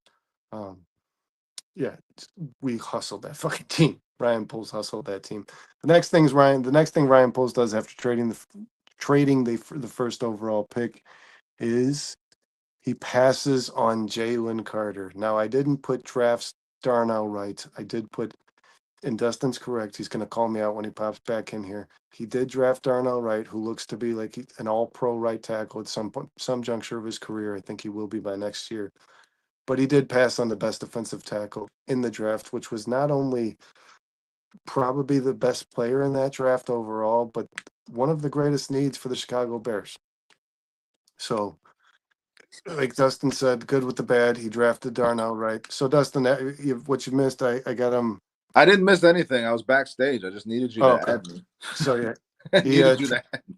he traded the first round pick or first overall pick, and he got himself a haul from the Carolina. One of the biggest hustles in NFL history, if you ask me. Probably the best thing that Ryan Poles done as the general manager of this football team, right, Dustin? We had 2 firsts, 2 seconds, I believe a fourth, and DJ Moore. I mean, It's one of the best trades in NFL history. I mean, if you look at the fact that you got Caleb Williams out of that, you got DJ Moore out of that. I mean, Tyreek Stevenson, right? And then another. You got what else? What else did he get on that? the second round pick from that season. And I don't recall who. There was another second round. Oh no, the second round pick the following year. So who was the second round pick the following year? Well, the Shamar Turner and Ozzie Trapillo were their two. No, so one of those guys. One of those guys would have been who. I think it was the Tripillo pick. Um, But as I was saying, Dustin, it wasn't just the trade, the haul that he got from those Oh, guys. It was Ryan Poles' ability to identify that the quarterback class was going to be a whole lot stronger in the following draft, right? I don't think he loved CJ Stroud. I don't think he loved Bryce Young. I don't think he loved Will Levis. Dustin, there was one more in there. I don't remember who the last quarterback Brandon, drafted. I can't see the chat, man. That's why I was trying to get in on the other one. Then I needed you to add me from the stage, so you got to keep up with it here, man. Because Yeah, no worries. I got the chat. all right, very good. So, what was your question? I don't remember who the last quarterback was, but I do believe that Ryan Poles did not like the quarterbacks he had available in that draft, and that's why he was pretty motivated to trade that pick because he was reaching out to a lot of football teams outside of the Carolina Panthers too. It Yeah, was for sure. Bryce. And I It mean, was Bryce yeah, Young, C.J. Stroud, Will Levis, but there was one more guy in between Stroud and Levis. I don't remember who it was. well, I Somebody, mean, if your choices were really Bryce Young or C.J. Stroud, and he didn't like either one of Anthony those, Richardson, Anthony Richardson to the yeah, Colts, but also ass. at the same time, man, like I think there was a strong sentiment that he wanted to see. I think there was a strong sentiment that he still wanted to see if he had anything in Justin Fields. I think that was a big part of that trade too. Oh, Vizzo Joe just let us know. Thanks, Vizzo Joe. Appreciate it. Luther Burden.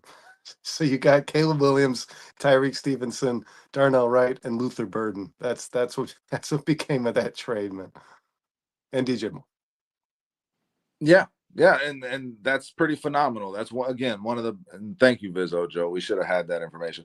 But I mean, that's one of the better trades by a GM just in NFL history. If Luther Burden turns into what he's supposed to, if Caleb Williams is what we expect him to be, I mean, just those two things on their own. And DJ Moore has been a leader for this team, and he's a number one receiver. And I mean, it's just he was able to add so much talent and then still turn around and get what I think is a better quarterback than any of the options he had in that draft. It was just a fucking phenomenal move. And He a can much skate by on that for a and a while, much man. better class in general. Like Ryan Yeah. Poles, I think identified that the Caleb Williams, Drake May, Jaden Daniels, Michael Penix, Bo Nix class was going to be a hell of a lot better than the Bryce Young, Anthony Richardson, C.J. Stroud class. Which is kudos to him. And Dustin, I do firmly believe that he knew that.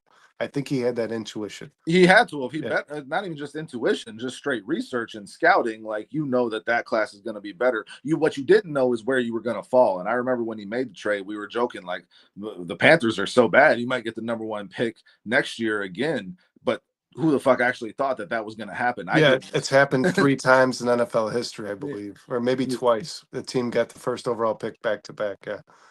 And on top of that, man, I think that he was still I think that he was still committed to the Justin Fields project. I do. I don't think that he had. I don't think the verdict was out in Ryan That's what Poles' I was mind. saying earlier, Brandon. That's Yeah. what I was saying. That was a big impetus for them retaining Justin Fields that year and trading away that pick because they still wanted to see what Justin Fields had. So in a way, Justin Fields helped us get Caleb Williams.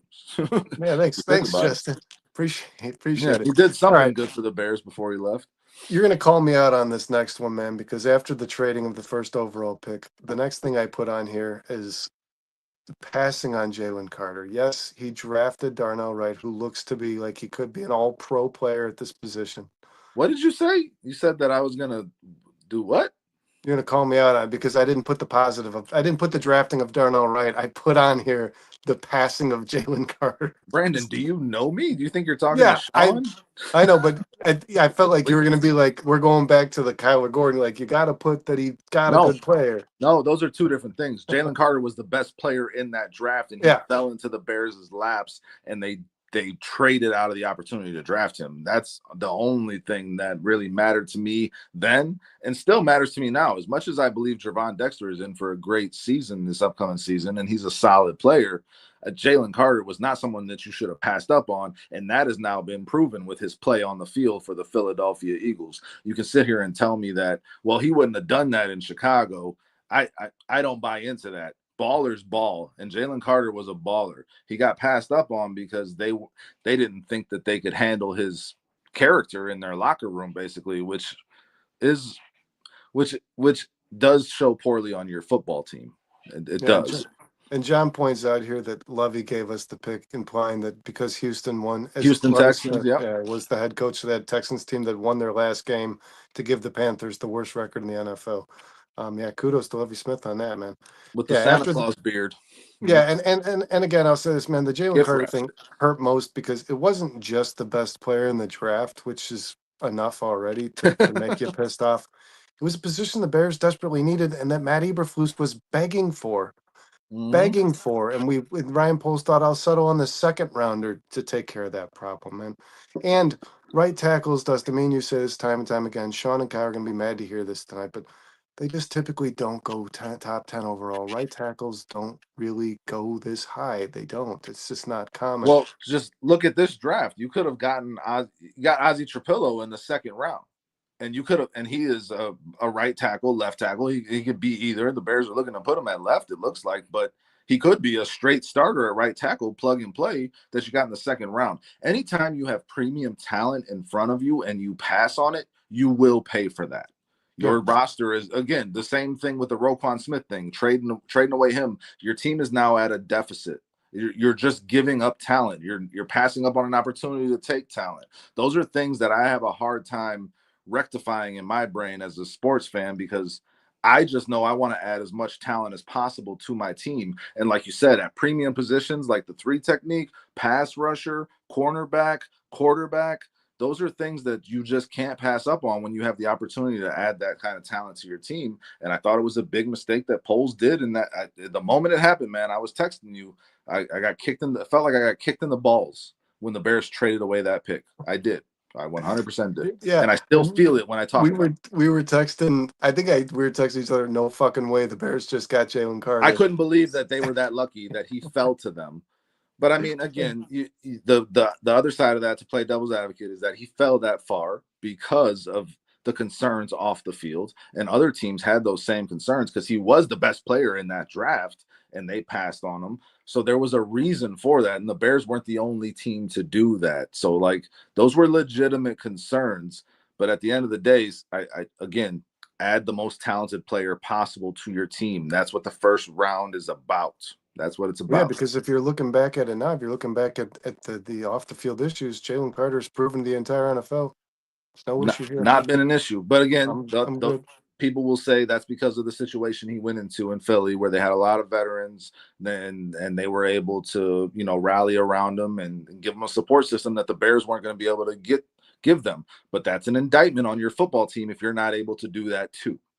We can't lose sight of that. Your leadership sucks if you're afraid to take a chance on a kid who might have some might need a little more motivation, might need a little more oversight, but has the most talent in the entire draft. Yeah, and if you can't take that challenge on, it says one thing to me, man. You have no culture. You Yep. have no culture in your organization, And you have no faith in that culture either. So and you should know that keeping Matt Eberflus is not. So it goes back to that, right? Matt Eberflus was not the right guy to be in charge of this football team if you didn't feel comfortable taking Jalen Carter with that pick. Yep, and they did get Darnell Wright, like you said, and I do expect Darnell Wright to be a really quality football player. I think He that he is might be. already a I think quality that he, football yeah, I player. think that he might be an All-Pro player at some point in his career. But who's to say there wasn't a right tackle available in the second round of that draft where you could have had Jalen Carter and a quality starter who might be a little less talented than Jalen Wright or than Darnell Wright at that position, man. So that hurts. That hurts. But after that, passes on Jalen Carter. The next thing, man, you forementioned this, but we trade Chase Claypool away. That's the next thing Ryan Poles does. This isn't necessarily a defining moment, but this says a lot about Ryan Poles as general manager because this is the proof. The proof's in the pudding here that you missed hard, Yeah, hard. yeah. And like you And said, you got back almost nothing. and again, I didn't get to look at your list, but is PJ Walker on that list? Because they paid him $3 I million. forgot, man. I had Yeah. him written down, and I forgot to put him on here. Yeah, They paid him $3 million, and he didn't even make it through fucking preseason. yeah. And they got rid of him. That was just a waste. And people were praising Ryan Poles for cutting bait on Walker instead of focusing on the fact that just a few months ago you Oh, thought this guy could be a solid quarterback for your team, and you paid him a lot of money.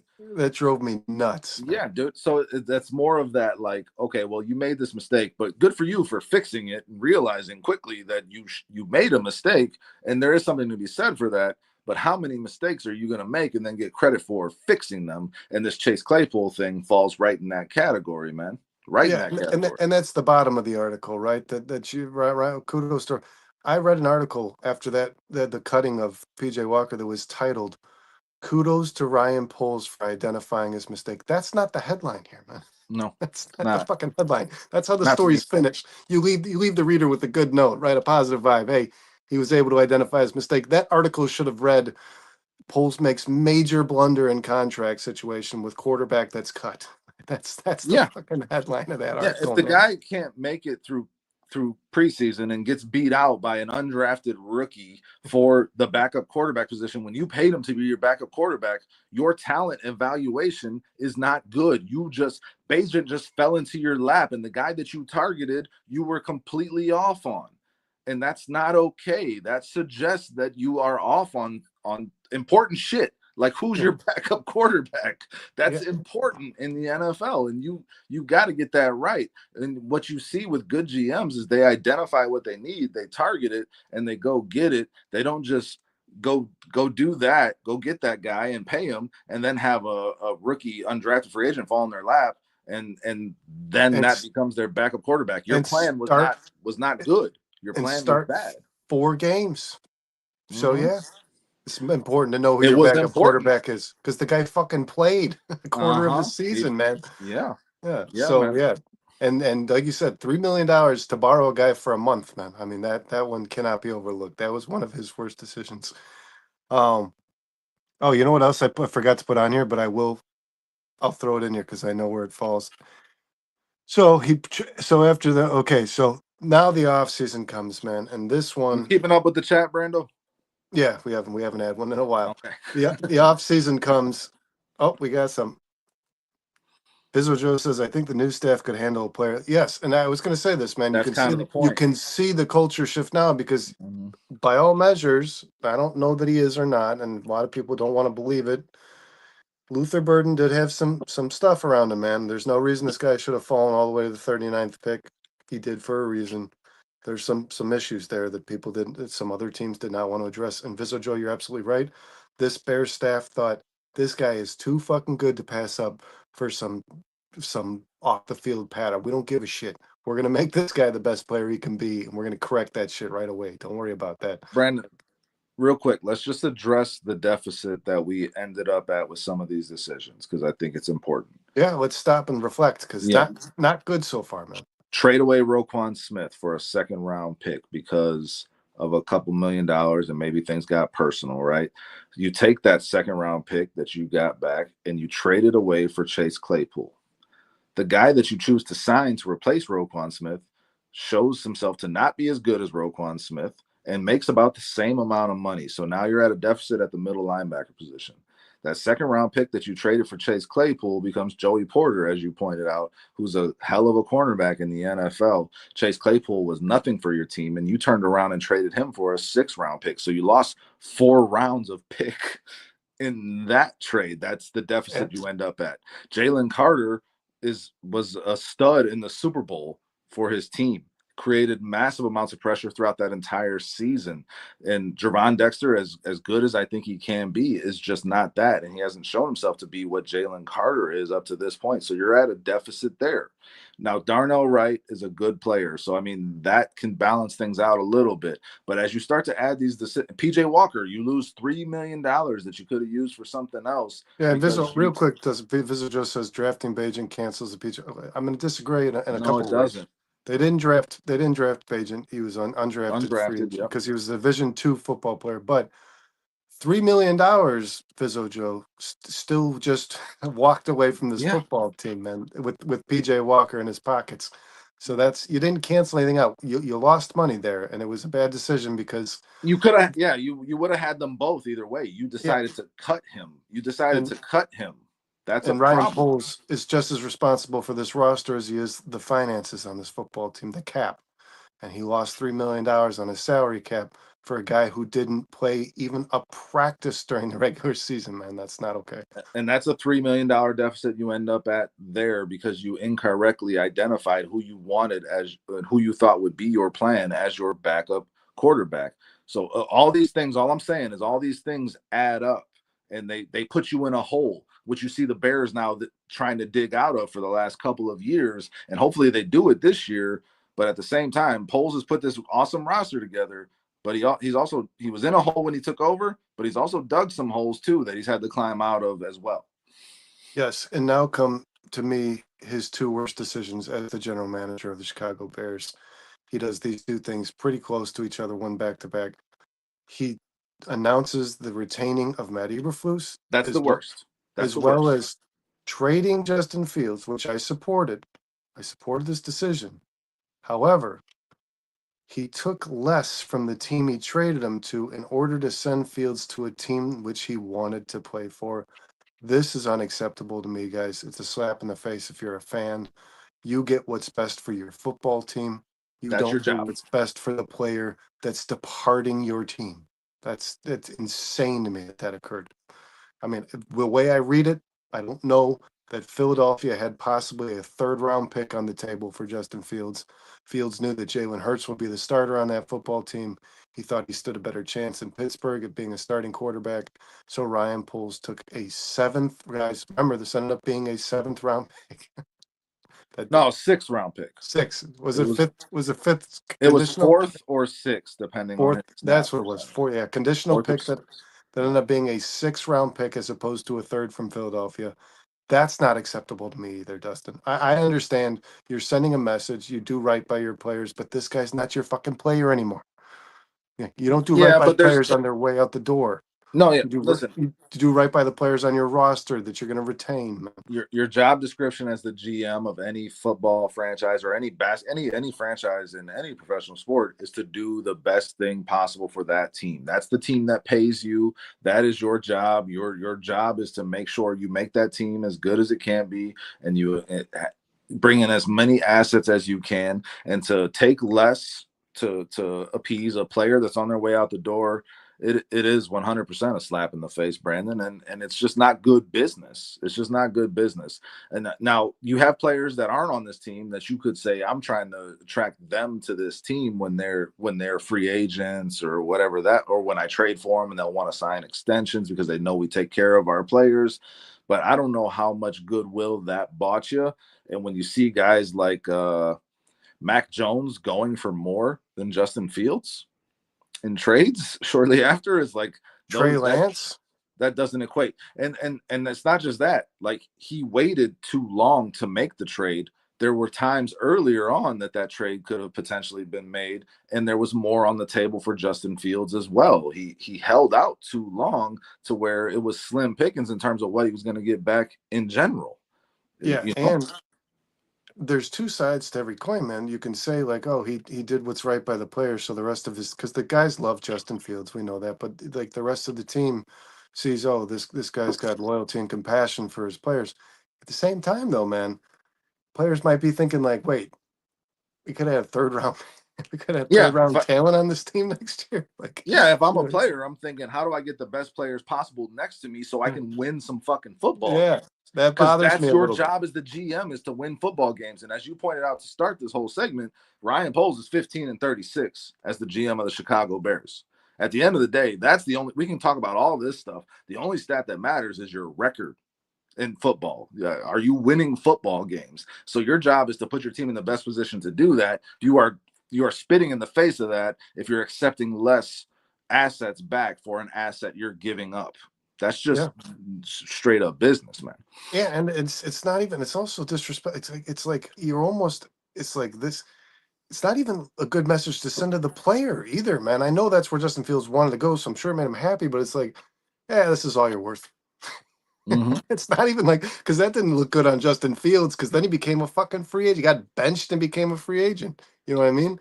So it's not like that didn't reflect well on Justin Fields' career moving forward either, man. If you ask me, And honestly. obviously, the Eberflus retention last offseason going into this last season was the biggest mistake of Poles. That falls directly in his lap, as we've said already when we touched on this.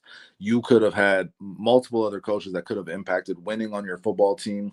You decided to ride with this guy, and that was Poles' decision 100%.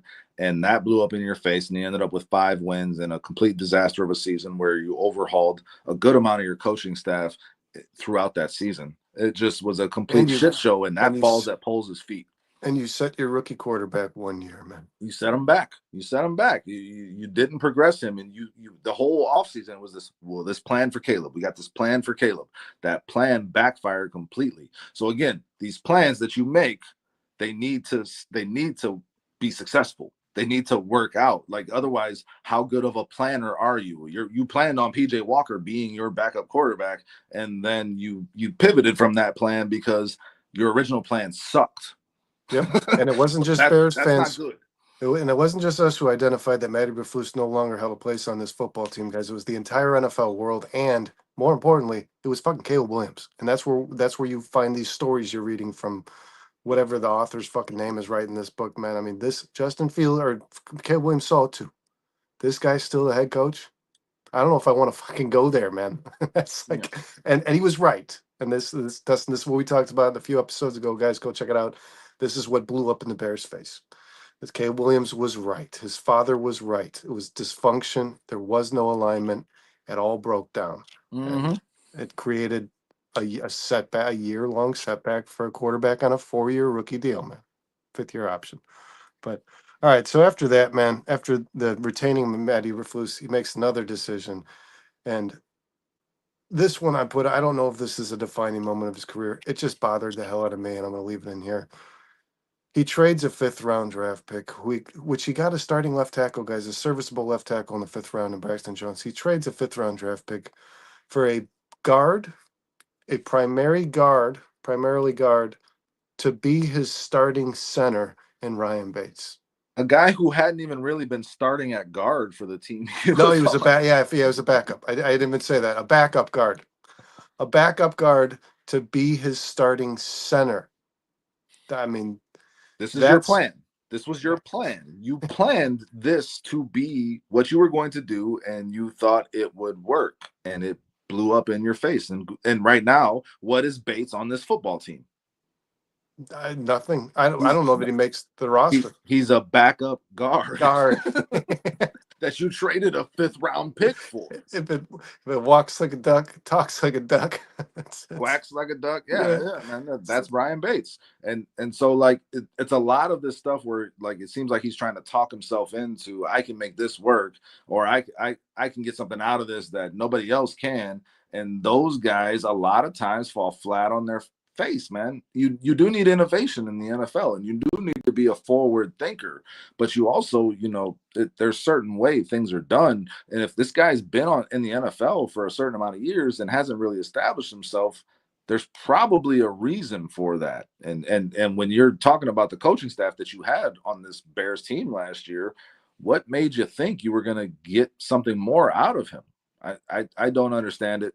That 5th round pick was a waste. And then listen, same offseason, traded a 4th round pick for Keenan Allen, who was a solid player for this team. I have that on here as well. That's coming up. He's no longer on this team. It was a 1-year rental in a season that was a waste. That's what it was. Yeah, that was a 4th round pick, just gone. Could have been a player on your future football team. Mm-hmm. And I'll say this, man, I'll bet you could have drafted with a 5th round pick a better backup guard to be on this football team today than Ryan fucking Bates. They did with a 6th round pick in this draft this year. And Luke Newman, yeah. Honestly, Luke Newman's a better player than Ryan Bates. I don't even have to see that. I'm making that claim now. You heard it here first, guys. There's no doubt about it. I think so, man. I don't think, and I truly don't believe Ryan Bates is going to be on this football team. I don't. Yeah. So Dustin, the next one is traded a 4th round pick for Keenan Allen, and I'm with you here, man. As I was putting this on, I was like, oh well, he did, because I'm looking through his trades. Like, oh, he did get Keenan Allen, great player who had a decent year. He's gone. What end? He's gone. Yeah. What purpose did it serve? It didn't. Maybe bolstered Caleb Williams' stats a little bit. Didn't result in winning. I would imagine the fact that Keenan Allen was such a leader and a coach on the field that it helped Caleb get through a tumultuous season. Yeah, they're still very close friends. Yeah. But if that was your plan, like, I need Keenan Allen because this is going to be a shit show and he can kind of keep Caleb focused throughout this shit show of a season. Like, that's a bad plan too. I don't know, man. Like, if you're trading for the guy, you generally want to have a plan in place to sign them and keep them long term, especially if you're trading an asset like a 4th round pick that can turn into a solid player for your football team that's under a good contract and under team control for multiple years. So you sacrifice that. And again, that's something that now puts you into a deficit going into this season, because that's a 4th round pick player that you don't have on your team under a controlled contract. And Keenan Allen is now gone. So if he was here to be a Band-Aid for the shit show of the season that we were having for Caleb Williams, that wasn't a good plan either. And I don't think that was their plan. I think they thought they were adding one more weapon to what was going to be a really good offense. That's what I think Poles thought he was doing. But obviously that's not the way it turned out, because you hired the wrong offensive coordinator, because you retained the wrong head coach. And that could have been depth at safety. That could have been a better running back than Kyle Monunga. That could have been a lot of things. That 4th round pick could have been a lot of things that would help the future of this football team, man. After the trading of Keenan Allen, he then drafts Caleb and Rome Odunze. So this is another benefit of the greatest draft in Bears history, or the greatest trade in Bears history. Yeah. He gets his quarterback, and what me and Dustin truly believe to be his best potential wide receiver in the future. And probably, I would go as far to say, is the best receiver that's ever going to play on this football team if he achieves what I believe he's capable of, right, Dustin? He has the skill set to do it. I expect big things from Rome this season. I think, I mean, once you drafted Caleb and Rome in the top 10, your draft was pretty much set. We said that at the time, and that was a result of that trade. So Ryan Poles put himself in a great position with that trade to add some premium talent to his roster. And now that deficit you start to catch up a little bit, because you're now adding talent. You know, you're actually using that number 1 pick on a guy that should pan out, and you got your number 1 wide receiver to pair with them, and those guys can grow together and turn into what you hope is your Peyton Manning, Marvin Harrison connection, your Joe Montana, Jerry Rice connection. It's not unfathomable for them to be that, and it's not ridiculous for Bears fans to want them to be that, because teams draft guys to do that all the time, and it works out for them. You know, like, Poles really needs it to work out for him in the Chicago Bears. Otherwise, he has nothing. If these 2 picks don't work out, Brandon, these 2 picks right here that we're talking about, Ryan Poles, his whole tenure was a disaster. Period. End of story. And as you said, man, losing guys like Roquan Smith and passing on a guy like Jalen Carter, you're just literally okay with not making your football team the best it can be. Same here, man. You're looking at what you get between Caleb Williams and Rome Odunze. Like you said, the future of this organization, the 2 guys that you probably rely on the most for what you're hoping for, Super Bowl. But at the same time, we just talked about, I mean, this is draft capital. This is Caleb Williams and Rome Odunze, the draft capital that you acquired, right? Draft capital. and you lost a fourth and a fifth rounder in Keenan Allen and Ryan Bates. So you're seeing here, I have my future here that I'm building with in this draft capital while giving it away for guys who are aged and past their. I mean, it just doesn't. You know what I mean? So like, and who are no longer on this team yeah. or who are not contributors on this team on top of it. Like those things start to balance each other out, and it's like, well, now we're still just right here as like a middle of the pack team, you know. Yep. So after the drafting of Caleb in Rome on April 2024, he drafts. Now, you're probably going to be like, "Why is this on there, man?" But I had to because again, this is one that I look at and I just. Oh, this pissed me off, bro. You know it. I sent you guys the text as soon as it The happened. drafting of Tory Taylor in the 4th round, guys. I'm not opposed to getting the best punter in a draft. A 4th round pick on a guy who's going to be on the field as little as you possibly can. That is the goal. Like Caleb Williams stated when they drafted him, yeah, I got to punt here a lot, which he did, but I just cannot support Dustin using a pick as to me, Dustin, a first through 4th rounder. Those are potential starters on your football team. Premium positions. Yes, you need to address premium positions. Yes, and I said this at the time. I don't know if you remember, but it's like drafting the best punter in the draft is like hiring the best burger flipper at McDonald's to come work at your new burger joint. It's like, okay, how much is that going to cost? Because like I can teach anyone to flip a fucking burger. Now, you flipping the field is important in the NFL, bro. It is. And it matters, and you got to be able to have a good punter. It makes an impact on your team. It does, but not to the level of a 4th round pick. It just doesn't. And as much as I like Tory Taylor now, and he's got a hell of a leg, and I think he will be an important part of this team this season as well, it's just it's a horrible waste of assets, man. To me, it just is, because you could have signed any punter. What's the difference in average per punt? Like 2.5 yards, 3 yards between a middle of the pack punter and a top tier punter. I just don't see the benefit of spending that high of draft capital on it. And I know Tory Taylor was different than most the average punter, man, but I don't think another punter got drafted in that draft. So is Tory Taylor even still available when I think they had a 6th, they did not have a 5th rounder. They traded back into the this eased the blow a little bit, because the guy I wanted in the 4th round was Austin Booker, and they actually traded back into the 5th round and got Austin Booker. So that eased that blow a little bit for me, because I thought they needed an edge rusher terribly bad, and Austin Booker was a great chance to take on a high upside guy. But like, yeah, no, they could have waited. And again, it's like that Hippolyte thing still. Like Hippolyte could have been there later in the draft. You had to take them, or undrafted altogether. You had to take them with the 4th round pick. It feels like wasted value. That's what it feels like, man. Yeah, and we've said it time and time again. It's not about the player, man. It's about the value. It's about where you did it. I gotta say this, man. I gotta say this, because like this has been a great offseason. We're all super high, drinking the Kool-Aid, right? And we're trying not to as much as possible, because we're fucking Bears fans and we know where that gets us.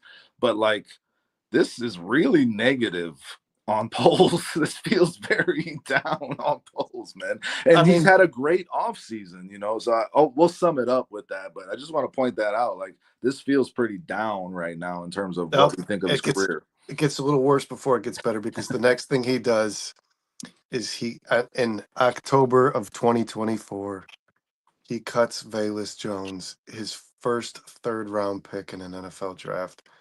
3rd round pick, Dustin, who was a healthy scratch for 2 years and did nothing but fumbled the fucking ball. Now cut from your roster. He didn't just fumble it, Brandon. He also kicked it pretty far. Kicked him, yeah. And this cannot be overlooked, man. Successful GMs are not cutting 3rd round picks before their rookie deal is up. This just doesn't happen. Okay, but we also said he waited too long, man. So like, well, no, he did, but it's just more emphasis on how bad the player was. The original decision was how bad, and again, he got credit for accepting that he made a mistake, versus being critical of the fact that he made the mistake in the first place, and it was a clear mistake. And that he called that he said, hey, if anybody wants, if there's a 7th round pick out there, Velus Jones is available. Nobody wanted this fucking player on their football team, man. Like, this was a bad one. We still got no chats going on. No. Oh, Well, thanks No. everybody for being here. Make sure you hit that like button. Make sure you're subscribed if you're not already. Sorry for the technical difficulties I had. I'm in this little box now. I feel a little weird, but I'm coming across better now, right? We're having a better conversation. Smooth, man. That's good. That's good. But thanks to everybody for being here, man. Appreciate y'all. All right, now it starts to look up, Dustin. Okay, gets positive, I promise. Well, we just did the Caleb Rome thing, so there's been some ups and downs. There's ebbs and flows, right?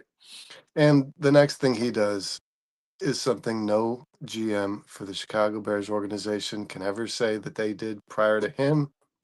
He fires his fucking head coach in Yeah, but November of 2024. this is more giving him credit for his Yeah, original this mistake. is more putting out the fire. Yeah, This yeah. damn arsonist. Yeah. Shouldn't have So retained him in the first place, as we've already established. Shouldn't have hired him in the first place, as we've already established. You made the decision to cut the foot off and not let the virus spread anymore, which, you know, kudos to an extent. Like you said, it's the first time it's been done in Chicago Bears history. So like that shows something, and that says something, that we're not going to keep accepting the mediocrity, but you kind of put us in the position to have to accept it for as long as we did in the first place. yeah, you endorsed it. Yep. Without a doubt, man.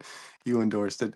All right, after this, he cuts a player who I was praying would be cut long before. Another Dustin, just another overdrawn project. Nate Davis was cut after Eberflus was fired, or was that Yep. before? Okay, Nope, yeah, you're right. Yeah, you're right. He was cut like a week. It's got to make you think, man. Like, was Flus advocating for, like, pounding the table for Nate Davis? It's got to make you think. He cut him the same month. It was November, right after firing Matt Eberflus. He cuts Nate Davis. Nate Davis, guys, should have been cut before that season started. When he did the first time, man, with the death in the family, death of his mother. That is understandable, man. I don't think that listen. There was a period of time when which I eventually said, man, I really hope this guy gets to the shows up, because this guy's going to need some practice with his football team. The second time around, man, when he was asked why didn't you had OTAs, and he said, I'm just not an OTA guy. I was done. A lot of Bears fans were telling me this guy's going to improve. He's going to get better. He's going to be one of the answers we're looking for on this offensive line. I knew he was just another problem alongside Ryan Bates and Coleman Shelton. This guy was ass. He wasn't a good player when he played. He wasn't a good player the year prior. He had no business being given us. And Dustin, you keep stressing Ben Johnson's willingness to let the guys who, the young guys duke it out. These players duke it out. These guys compete with one another for a starting role. Nate Davis was just constantly given the fucking job, no matter what he did or didn't do. More importantly, he didn't show up, and he knew it, and that's why he did it. That's why he felt okay not showing up. He knew it. Nate Davis was the epitome of the complacency that the Bears had. I mean, when you talk about what the Bears are doing this year in terms of the competition level, in terms of the earning everything that you're going to get, he was the exact opposite of that. He just had it handed to him. He didn't earn it. He didn't show up and work for it. And like you said, he knew that would be the case. So what reason did he have to be motivated to perform better? Because he got paid and he was going to have the starting job, because the Bears didn't do anything to add anybody that would take his job, to get behind him and say, hey, I'm coming for your fucking job. So like, and this Nate was Davis was a $30 big million miss. Mm-hmm. $30 million miss. So we could talk about PJ Walker and his inability to even make this team, but Nate Davis had the inability to perform, and he got paid $30 million not to show up. And this isn't hindsight 50-50 bullshit or armchair quarterback. I said at the time when they signed him, trash ass signing. I knew it at the time, was not a fan, did not want any part of it. And it worked out worse than I expected. Than I expected. Yeah, I didn't like the player either. I didn't like he had, like I said, he had a decent season in Tennessee. I didn't like, but when the guy for the second year in a row didn't show up and he was just the starter, I mean, are you out of your goddamn What precedent mind? are you setting for your team? You know, that stuff spreads like a wildfire, bro. Through your life. Why do you think he didn't show up? Because he knew.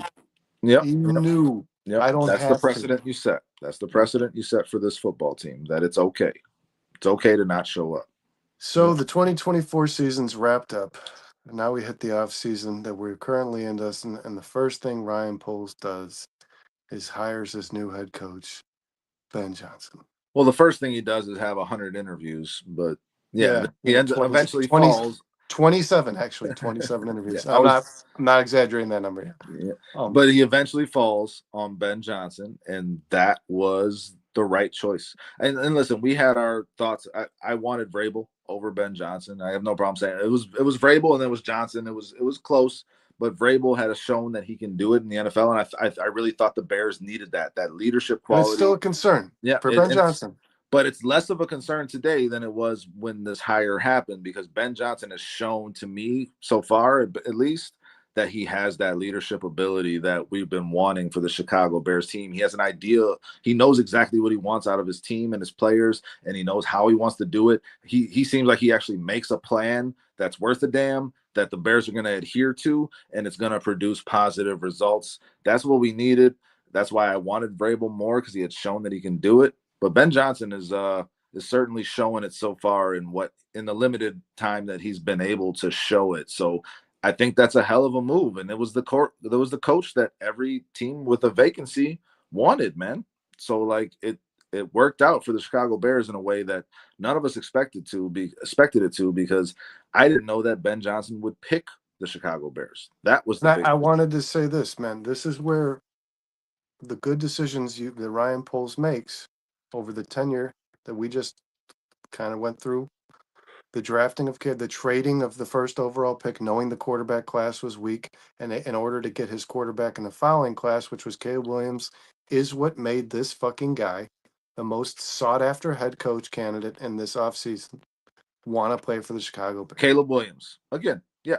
The chain reaction. Every decision that you make has consequences or benefits. A benefit of making that trade and getting Caleb Williams in the next draft is that Ben Johnson wanted to come here and coach because he thought he had the best chance to make something happen with that offense with Caleb Williams. Caleb Williams is the reason that Ben Johnson is here. And I can't stress this enough. I want to assure everybody who's going to watch this show, everybody who is, guys, if this Bears team has a hole at this position, if they do not have a solidified player at the quarterback position, there's no way. There is no way. Yeah. Ben Johnson is accepting the head coaching job of this football team, because he knows the alignment's already broken. If the quarterback that's there, the journeyman, the bridge guy, fails and he fails with them, then he's fired or the GM's fired, the quarterbacks, it's just the cycle starts over. You know what I mean? Ben Johnson showed that he was going to be very particular about the choice he made for where he was going to coach. He turned down jobs the previous offseason because they were not the right situations. He was looking for the right situation because he wants to be successful. He's had this shit planned out. And that's why, again, that's what he's showing so far. But Caleb Williams is the reason that he picked here, because he does have that quarterback that he can work with to make his offense hum, and he can find success. And like you said, not be out on his ass after 2 years because there's instability at the quarterback position, which is where he's going to show his worth, Ben Johnson, with Caleb Williams. And he didn't just want a quarterback. We know now that he also had concerns about the alignment. Guys, goes from it's, to me, alignment is the general manager, the head coach, the quarterback. He didn't just want the quarterback, which he knew the Bears had in Caleb Williams. He wanted to believe in the GM and the general manager's future on the football team, because I believe he did an interview with that Jacksonville team, and nobody wanted to fucking work for that guy. So that is and should be the best thing that Poles has done, right? Because Caleb Williams was there to be drafted, and that makes sense. You take that guy, number one. You lucked out and you got the number one pick. Take Caleb Williams. He's the guy. I mean, you could argue maybe you could have taken Jaden Daniels, but Ben Johnson, Ryan Poles had to show Ben Johnson that he had his shit together, that alignment was possible and did exist here in Chicago, which has not existed and not been here. So Ryan Poles, this was a Ryan Poles move all the way, because he's the one that had to convince Ben Johnson everything that you're looking for, it's here. And he had to sell himself to Ben Johnson, not just the team, not just the facilities, not just the culture or whatever. He had to sell himself to Ben Johnson, and he obviously did a good enough job at that, because Ben Johnson is here. And it's a perfect segue, Dustin, into my next bullet on this graph, because he did so. because he got the coach that he wanted and a coach that this organization believes in. The next step is Ryan Poles is extended for 5 years. In doing so, what you just said, Ryan Poles solidified not only for Ben Johnson's sake, because that's what he needed to see, but with George McCaskey, he is a part of this plan. No matter what way you spin it, Ryan Poles created it. It was his decision making and his ability to sell his idea, sell himself, but also his vision, is what made him a part of the future, because it's his vision, right? And he's going to let Ben Johnson do his thing, but it took Ryan Poles acquiring Ben Johnson for this all to end up where it has, and that's why Poles is here to stay. And we all know how NFL contracts work. Just because it's a 5-year deal don't mean you're here for 5 years. There needs to be success. That vision needs to play out in the way that you expected it to. Unlike a lot of things in the past that Ryan Poles has had a vision for, this one needs to work out, because he won't be here for that 5-year deal. No, this is the final straw, man. If it, yeah, 100%. And if it doesn't, he won't be here. But the team showing that alignment between the GM and the head coach, and that patience for that vision to be executed, that is important, 100%. And Poles earned that, because he has put this team in position to have enough talent on this team to compete. We all believe that there's enough talent on this team for it to compete. Now the ball's gonna be placed in the hands of Ben Johnson, and it's like, go out there and win some football games, because up to this point, Poles' teams have not done that. They haven't. I initially had Ryan Poles' extension the end of this timeline, but there is one more thing that I want to put on here. I wanted to mention, man, because I believe this Ben Johnson, most of the acquisitions, You don't and have draft picks. You don't have to trade for Tooney on here. That's the last thing. Okay. Okay. The last thing is the thing that I believe Ryan Poles was solely responsible for. Ben Johnson was heavily influenced on the Jonah Jackson, the draft picks, and all those things. Ryan Poles worked for the Kansas City Chiefs. He's familiar with Joe Tooney. Ryan Poles went. He's familiar with Brett Veach, the GM over there. Yep. Ryan Poles went and got Joe Tooney himself. This was his idea. He didn't just respond. He created it. He called the Chiefs up and made this fucking happen. He was like, "Hey, you guys gotta pay that Trey Smith guy an awful lot of money if you want to keep him." Yep. He saw the cards on the table. Is Tooney available? Because not even on the table. He saw the cards they were holding, and you know what, man? I think that the Bears fans, and Kyle and Sean said to us in the middle of a Monday show during an argument once when we were talking about how much this offensive line's improved. Like, God, you guys really think Joe Tooney's like the best? Yes. Abso-fucking-lutely. Bears fans, if you don't know now, if you're not in the same headspace as me and Dustin, that is going to be one of the best acquisitions this Bears team has made in the history of its existence. I firmly believe that. Not only is this guy fucking reliable, he was just ranked the number 2 overall guard in the NFL. He was given a vote for Offensive Player of the Year last year, and he is probably the best leader I've ever heard do a radio interview in my entire fucking life, man. I told you, he's one of the smartest players in football. I've never. Smartest players. You can still go back and watch his interview on The Score. I've never heard anything like it. This dude is different. He's going to make this football team better with his mind and with his body. There's no Brandon. doubt. And to do a callback here, they traded what, a 4th round pick to get Joe Tooney? Yep. They traded what, a 5th round pick to get Ryan Bates? Yeah. One of these things is not like the other. These things don't add up. Like lessons learned. Yeah, for sure. So you turn around, and now you're making the play for the guy that actually is the starter, that actually is the guy that's been the leader of an offensive line, that you can plug and play on your offensive line and get the same thing out of them. And you're doing it for very similar draft capital to what you've just wasted recklessly on guys that haven't proven anything. So Poles learned for sure from his mistakes in that. And like you said, he initiated this. He was on the phone like, "Hey, Kansas, I can help you guys out. Let me get you something for your trouble." Yeah, because they were going to lose him. I mean, there's no doubt about it. They were going to have to. Yeah. Go ahead. One more thing. The way that he maneuvered those 2 trades before free agency was just genius, man. I'm not often impressed by a general manager. When he made the trade with the Panthers, I was like, this guy might have it, man. That was something I just haven't seen. We've never seen a Chicago general manager get ahead of something like that. Let me finish this point real quick, because that, like you said, it is impressive. It was one of the most impressive things Poles has done, because he read the market beforehand. When you see what these guards that were less caliber than Joe Tooney went out and got in the open market, that they got overpaid like crazy.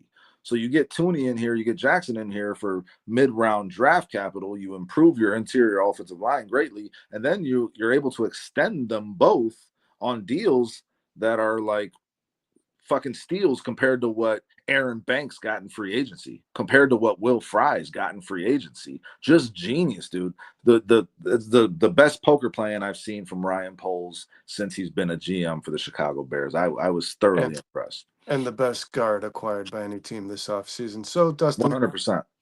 we can look back on that timeline prior to this offseason. All those things that he's done has unfortunately led him to a 15-36 NFL record. So I want to first off, let's compare before we determine if Ryan Poles can be at this point judged as a good. Hey Brandon, do me a favor, man. If we got no comments coming through, just pull that one off the screen. Yeah. Thank you. Let's compare this to some of the guys in the NFL that have existed just as long, if not longer, than Ryan Poles at their positions as general manager of their respective football teams. You want me to go with what I got? Yeah. I pulled here, and I'll tell you my thought process behind this. I pulled up the 4 most tenured, and they're most tenured because they've been the most successful. And I don't think that that's an unfair comparison for Ryan Poles because we are in fucking Chicago. We deserve a successful football team. And this is exactly what we expect Ryan Poles to be for the Chicago Bears, what Brett Veach is for the Kansas City Chiefs, what Brandon Beane is for the Buffalo Bills, what Les Snead is for the Rams, what Howie Roseman is for the Philadelphia Eagles. This is lofty company, but Ryan Poles got into this game to be those guys. And when you look at their records, man, you don't see a lot of 3-14, 5-12s. You just don't see it. But let's go through it real quick. Brandon Beane started in 2017. Started out 9-7. 18, he went 6-10. 19, 10-6. 20, 13-3. 21, 11-6. 22, 13-3. 23, 11-6, and 24, 13-4. So I mean, success right off the bat, 9-7. Then you have a down year, 6-10. Then you get right back up to 10-6, and you don't win less than double-digit games for the rest of his tenure up to this point. So Ryan Poles has now had Beane's the Bills, right? Beane is the Bills. Brandon Beane is the Buffalo Bills. Yes. Now you'll see a common denominator really for all of these GMs, and that's generally that you got your quarterback and you got your coach. Yeah. So that's a good thing if you're looking at what Poles has done here with Caleb Williams and Ben Johnson, might be turning a corner. Brett Veach, man, this is just insane. 17, 10-6, 18, 12-4, 19, 12-4, 20, 14-2, 21, 12-5, 22, 14-3, 23, 11-6, and 24, 15-2. And I believe Patrick Mahomes was drafted in 18, right? Yep. So I mean, like, they had Alex Smith to start. They did switch quarterbacks, but he had Andy Reid. He had his guide to lean on, his head coach that he could trust. Alex Smith did a good job there, man, while they were waiting for the guy they wanted. Yeah, man. Reid's particular about his quarterbacks. So again, 132 total. 132 for Brett Veach. And I should remind everyone, Ryan Poles was involved in that quarterback decision as well. Right, and Ryan Poles was involved in a few years of that leading up to it as well. Now, this one seems to be the most comparable to me. Les Snead has been tenured for a very long time, since 2012, man, when they were in St. Louis. he was the GM of the Rams. But I mean, they started out 7-8, then went 7-9, then 6-10. So you're looking at those first 3 seasons. Compare that to Poles, 3-14, 7-10, and 5-12. There's no winning seasons there. It's a little better than Poles, but this is a guy that they had some patience with, right? And they stuck with him. 15, they go 7-9, and 16, they go 4-12. So his first 5 seasons, no winning record. But this guy ended up winning a Super Bowl. The fuck them picks guy. 2017 went 11-5, 18, 13-3, 19, 9-7, 20, 10-6, 21, 12-5, 22, they had a down year, 5-12. Then 10-7 and 10-7. They won a Super Bowl in that time. So you see 5 rocky seasons there with Les Snead's beginning of his tenure.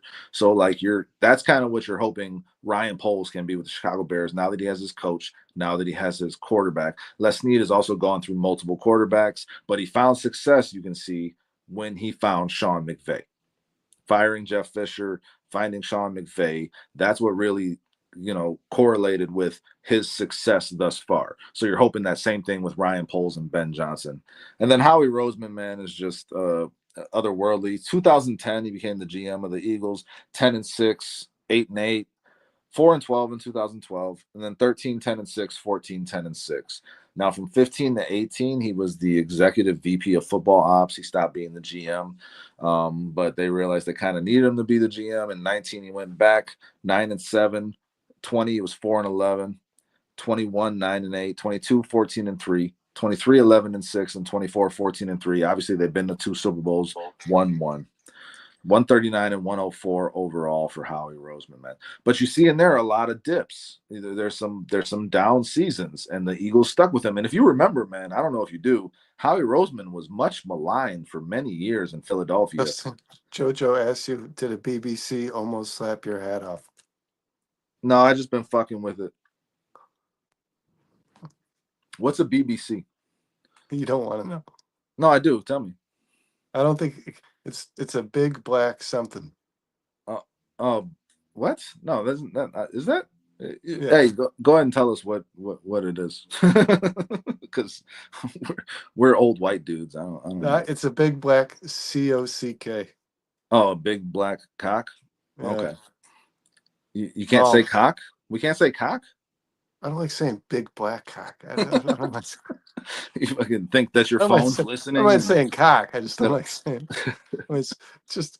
And then another guy, man, Adolfo Mensa, got the job at the same time as Ryan Poles did. This is the general manager of the Minnesota Vikings. Thanks for reading that comment, Brandon. Appreciate it. Sorry, had to. Way to Maybe throw us laugh off. a little bit.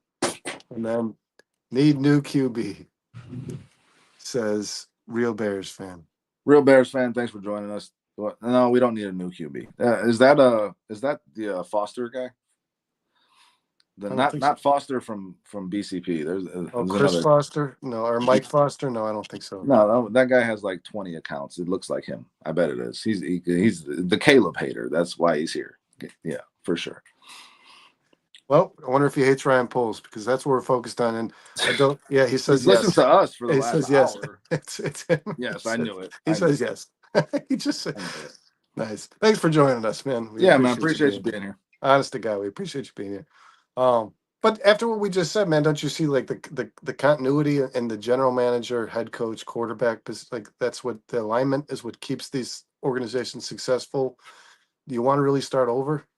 I mean, if you lose the quarterback, the head coach probably goes, and if the head coach goes, you know what I mean? It's like right now you've got it, Foster. You've got this alignment. See where it goes. See what happens next season. No, for sure. You need the GM, you need the quarterback, you need the coach, and the Bears have put all their cards on the table for the this. Eggs are in a basket, man. Yes. But Adolfo Mensa is the guy who's I found most comparable to Poles, only because he started the same year as Poles did. And I'm going to say this, guys, this does not bode well for Ryan Poles, or reflect well, I should say, upon him. He is 15-36. Adolfo Mensa is 34-17. Yeah, so it doesn't reflect well on the Chicago Bears in terms of their hiring. None of these, it hasn't worked out, because Adolfo Mensa then went and hired Kevin O'Connell after the Bears hired Matt Eberflus. And it's just that's more salt in the wound there. The reality is, man, we just talked about all of these things, mistakes Poles made, good things that Poles has done throughout his tenure so far. It's a short tenure, 3 years, but you don't get a lot of time in the NFL. If this thing doesn't start to turn around soon, and as much as it looks like it will, we don't know until the results start happening on the football field. But if this thing doesn't start turning around soon, Poles will be gone. 15-36 does not get it done, man. He's put his team in position to have a lot of talent and to turn this thing around. But if that don't happen, he's done. Foster says Poles is okay. And then but he drafted the quarterback that you don't like. Jojo says Chris Foster likes Caleb Williams, BBC. And his pink lips. He says he blew the last 2 second rounds. I don't know. We'll see what happens with Trapillo, man. I like to believe the guy's at least going to start somewhere in the NFL at some juncture of his career. Luther Burden is going to be a stud. I don't know about this year, how involved he's going to be. It might be a slow burn for Luther Burden. I think it will be, honestly. But Luther Burden is going to be a stud. That was a hell of a second. Well, I believe he's the only GM in the NFL that got 3 second-round picks this year by maneuvering and the things that he did during that draft, right? So. And you wonder if some of the maneuvering was too much. Did you move back too much? Did you sacrifice getting some real premium talent to add more draft capital? You know, it just doesn't. What do you got? No, JoJo, man. This guy he says Caleb probably did blow everyone in the last 2 rounds. Because he says he blew the last 2 rounds. It's Joe twice. It's the name Joe twice. JoJo, yeah. It's not like JoJo like KC and JoJo. Like it's the name Joe twice. It's not J-O-J-O. And Foster here says he loves Burden. He's just not the other 2 seconds. So I think he's referring to. I like Shamar Turner, man. That's the guy who stood out more to me. Ozzie Trapillo, I don't know much about the guy. He's a big dude, but he apparently was pulled over from left tackle to right tackle in college, and he didn't play much left tackle after that. So we'll see, because that guy's not going to be a right tackle. You know that. He's been impressing in these OTAs, man. But until you get pads on, none of this means anything.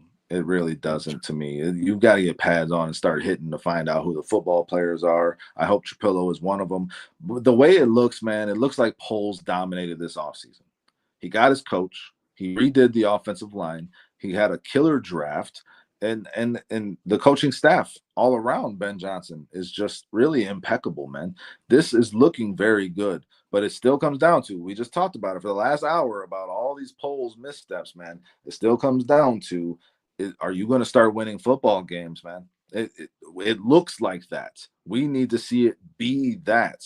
And at the end of the day, if it's not, Poles needs to be gone, because the mistakes that have led to a deficit of talent on this team will have outweighed the good things he's done to add talent to this team. This looks like a talented football team. We need to see it on the football field. Yeah, and I want to say career depends on that. It does.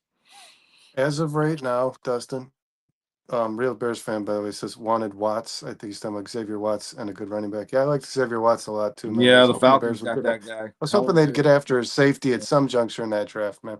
But I do want to say this. Based on the record and what the decisions Ryan Poles has made and how it reflects on the record, right now, he's not a good GM. I mean, you cannot call him a good GM. No. Yeah. If we're looking back at Ryan Poles right now, he's not a good GM. So, like you said, Dustin, this is the last hurrah. This needs to work. If this doesn't work before Ben Johnson's terminated and before Caleb is moved on from, Ryan Poles should be the first guy to go. And he will be, Brandon. He will be. And I don't think even if they were to only win 6 games in this upcoming season, I don't think Poles is getting the axe because of that. I really don't. They just, like you said, they just extended him. They want that alignment between the head coach and the GM, but they kept Eberflus because of continuity. Remember, that's the word they kept saying, continuity. Oh, what God, if you don't say the C word, man? And not cock. I'm talking about cock. Big black continuity. But what if you always, continuity of a bad thing is a bad thing. Continuity of a good thing is a good thing. It's really about context, right? So you can keep continuity all you want, but if it's leading to shitty results, it really doesn't mean anything. Yeah, so if Ryan continuing, yes, exactly. So if Ryan Poles don't get this together, that continuity don't mean shit. It doesn't. And Ben Johnson will be here longer than Ryan Poles if this thing don't work out, and so will Caleb Williams. That is a guarantee. Yeah, and they should. They absolutely should. Yeah, but Poles has hitched his wagon to these guys, man. And if it works out, then he'll be a genius. All of these missteps we'll look back on and say, wow, Poles really had us. He got us here. You know? And Foster says Poles' future is all on Caleb. If Caleb fails the next 2 years, Ben will draft his own quarterback, and Poles will be gone. 100%. Foster, I am definitely in agreement with you there, because I think Ben Johnson is for sure the piece that's most secure. I agree with you, and because, and I want to believe that the Bears have alleviated this complex of that's not my guy. But you're right, Foster. Ben Johnson hasn't pulled that out of his pocket yet. He's still got it in there. He can say that quarterback ain't my guy. It's not my I guy. inherited him. Yeah. Yep. I didn't draft that kid. Poles already got Dust, that. Poles already got yeah, that. He got his Justin Fields. Now Caleb needs to perform, and the Bears need to win football games to validate the moves that Poles has made, good and bad. And the maybe is in the future. We got the good, we got the bad. We've broken it all down. The maybe is the future. Maybe yeah, it'll be good. Maybe it'll be bad. But if Caleb fails, that'll determine your future, Ryan Poles. that was Poles' guy. It wasn't Exactly. Ben's. It was Poles. Real Bears fan says I love our O line. They just need depth. Me and Dustin been preaching this in and out, man. I think this O line is much improved, and I think they're going to finish somewhere between, honestly, 8 to 12 in the NFL. I think there's more depth too than people give it credit for, to be honest. I mean, if you're talking about Trapillo, Karan, and Braxton, and Darnell Wright at the tackle spots, that's already extremely way more depth than you had last season. Way more depth. And then you talk about drafting Luke Newman, and you got Bill Murray, who I like, Caddyshack. They signed, Yep. I mean, there's more depth and better options if somebody goes down than there were last year, and I don't think it's even close. And more importantly, JoJo says I think the Bears win 15 games this year. Whoa. Says, mark my words. All right. Heard here first, guys, from JoJo. And Dustin, I also believe, I believe in the ability for these coaches to develop the guys that are on this football team. So if Karan Amagaji, God forbid, Trapillo, and Luke Newman all have to play because you suffered all these injuries, they'll be at least be a little more prepared than the guys were in the last regime. You know what I mean? I'm not signing off on 15 wins. No, that's not co-signing that. Yeah, and Foster follows up with schedule is The brutal. schedule is it's the a hardest gauntlet. in the NFL. Yeah. It's the hardest in the NFL. Even the teams that weren't playoff teams last year that they're playing are good teams and better teams than they were last year. This is going to be a very tough schedule. We got a year to kind of lay the foundation here, man. I don't expect double-digit wins. Now, is it possible? 100%. And Poles is goddamn praying for it after everything we just talked about. But the likelihood is low considering the teams that they're playing, man. If those teams are even a shell of what they were last year, a lot of those playoff teams, very, very tough schedule. Shall we do this? What the fuck of the week, man? Our weekly what the fuck. Weekly what the fuck. That we're gonna throw this out there and see if it sticks. We'll see how it goes. This is our new segment, guys, debuting here like tonight. JoJo's BBC. We're gonna throw it out there and see if it sticks. Yeah, he says if they win 15 games, you have to shave those BBC pubes off your face. Jesus, I don't know. I'm trying to decide if I like JoJo or not. Yeah. So it's too persistent. Yeah, I'm not shaving my beard, so you can go fuck yourself, JoJo. I love you. Thank you for being here. All right. Our week, or what the fuck of the week, Dustin, is the story that I'm sure everybody's read. Anybody who's going to watch this show, but we need to add our 2 cents on it because it pissed me off thoroughly just to read it from the start. But it's gotten even worse, and I don't like. We don't need to add. Nobody needs our 2 cents. We just want to give it. No, I want. You don't want to listen. Nobody don't needs. Want to listen. We don't give a fuck. It's fine. It's like I'm throwing my change at you anyways. But Simone Biles, man, Simone Biles, wife of Jonathan Owens, Bears safety. Yes, guys, this does relate to the Bears in some way, I guess. This is Jonathan we Owens' wife, and by all measures, man, one of the best gymnasts that the American Olympics ever saw. So, respect for her and her abilities to do her athletic sport, I'll call it. But this is what Riley Gaines, who we know has been pretty opposed to the men competing in women's sports after she tied Leah Thomas in the, what was it, 200 meter, I believe. I think it was a 200 meter. Yeah. She had to swim guys against a biological born male in order, and she didn't get first. And the medal, there's actually only one medal awarded, and they said she was told prior to the race, if there is a tie, God forbid, we have to give the medal to the transgender. So because of the way it will look if they don't. Yes, the politics, of course. Yes. So she said this in regards to Riley Gaines, who was upset about the fact that the high school softball team, and it was in Indiana. What state was it? Minnesota high Minnesota. school softball state champs. Yes. Yes.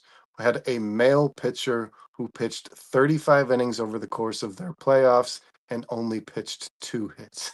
And like multiple complete games, Yeah. complete shutouts. Only allowing a couple of hits. Like, multiple games where only allowed 2 hits. Like just completely dominating these guys. And then after they won, they turned off their comments on all their social, and that's what Riley Gaines was commenting on. And the coach said, and I quote, "I'm so proud of these young girls, these pitchers, the 2 of them. Only one played." So let's get one was a male, one was a dude that dominated a bunch of females unfairly in a sport that is not meant for them. That's what happened, and that's just the reality of it, guys. Sorry. Yep, it's the reality of physical difference between boys and girls. But Riley Gaines has been an advocate of this since the racing against Leah Thomas. And this is what Simone Biles had to say to her mentioning anything about the Minnesota high school softball team. So this is direct. Riley Gaines, you are truly sick. All of this campaigning because you lost a race. Straight up sore loser. You should be uplifting the trans community and perhaps finding a way to make sports inclusive or creating a new avenue where trans feels safe in sports. Maybe a trans. Hold on, let me. What do you got here? What do you got? Minimizing. Enhance. Maybe a transgender category and all sports together. Okay. But instead, you bully them. One thing is for sure, no one in sports is safe with you around. And then she followed up with, without even getting a response, she said, maybe pick on somebody your own size, like a boy. Which is she's like, which is ironic because which is that one's not showing here, man. It just shows Riley Gaines' response. But yeah, she says, which is ironic because it'd be a man or something like that. Yeah. So she's implying that Riley Gaines is the same stature as a man, which is not accurate, first true. of all, and is also like it's body shaming of another female, and it's attacking another female for wanting fairness in women's sports, which Simone Biles has had the pleasure of having her entire competitive career in gymnastics, because she's never competed against a male in her sport. And she's also admitted, had she competed against a male in her sport, that male would have won all the medals, which doesn't seem fair, right? There's a tweet she made about a male gymnast years ago where she had stated, if he was competing against us, as in us meaning women, he would win every event. And also, Matt Walsh stated, Dustin, that I don't know too much about gymnastics. Women's events aren't even the same. Men doing different. They do different routines and all that. There's certain things that men do that women don't do. Yes. This is one thing. The what the fuck that really, really hit me, man, is Simone Biles ran a campaign advocating for body positivity. Yep. Because she said throughout her childhood she was picked on for her muscular stature because she looked more like a boy than a girl. And she's body shaming Riley Gaines, which is just a low blow and clearly childish, man. I mean, that was just the icing on the cake. And then Riley Gaines left a video response that kind of challenges Simone Biles to why she should be the one that has to advocate for the comfortability of a male who wants to compete in women's sports. Why should the woman have to make the male feel comfortable, which I fully endorse. And I mean, you think about this using like locker rooms and showers and safe spaces. Why should 30 women on a sports team have to cater so that one man feels comfortable versus the 30 women feeling comfortable and the one man finding his own fucking way, man? And we haven't even mentioned what Simone Biles dealt with the whole Nader thing, with the gymnastics in college, and I mean the complete, like, the guy who used those safe spaces in order to commit heinous crimes. Correct. And I mean, so like, and there's people out there that will do that, and nobody knows that better than Simone Biles. Listen, man, I'm a father of multiple daughters. You're a father of a daughter, and I don't want them to be put in that unfair position of having to compete in a game with someone that they have no chance against.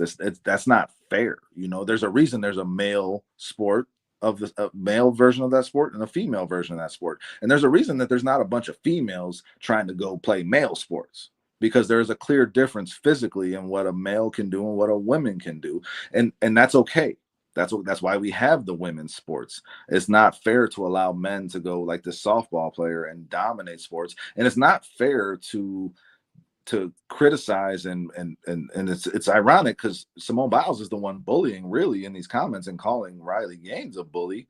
It's not fair to go talk to a woman who's an advocate for that, for fairness in women's sports, and put them down, right? Because Title IX was written into law 40 years ago for this very reason. Yeah, so I mean, like, this is something that everybody was aware of at some juncture in life. We at some juncture lost it.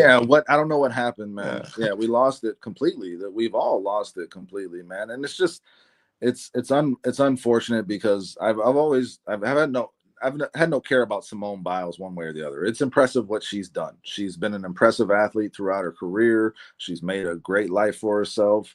I mean, she wore a Green Bay Packers jacket to the Chicago Bears sideline. She's made some questionable decisions, and this is by far the most questionable one. It really makes you say, what the fuck? Because why does she feel the need to stand up for men and women's sports to a woman who's just trying to excel in women's sports and wants that fairness and equality for all women trying to participate in those sports? And again, what the fuck to me, man, is the fact that Simone Biles has never dealt with this.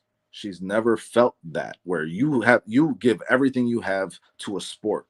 You train your ass off like Simone Biles has, but then you go out to compete when it's time to actually find out who's the best, and you never have a shot to actually show you're the best because you're unfairly pitted against someone that you have no chance against. Yeah, she hasn't felt that pain. You don't see a heavyweight boxer fighting a welterweight for a reason, man, because there's just advantages when it comes to size in sports.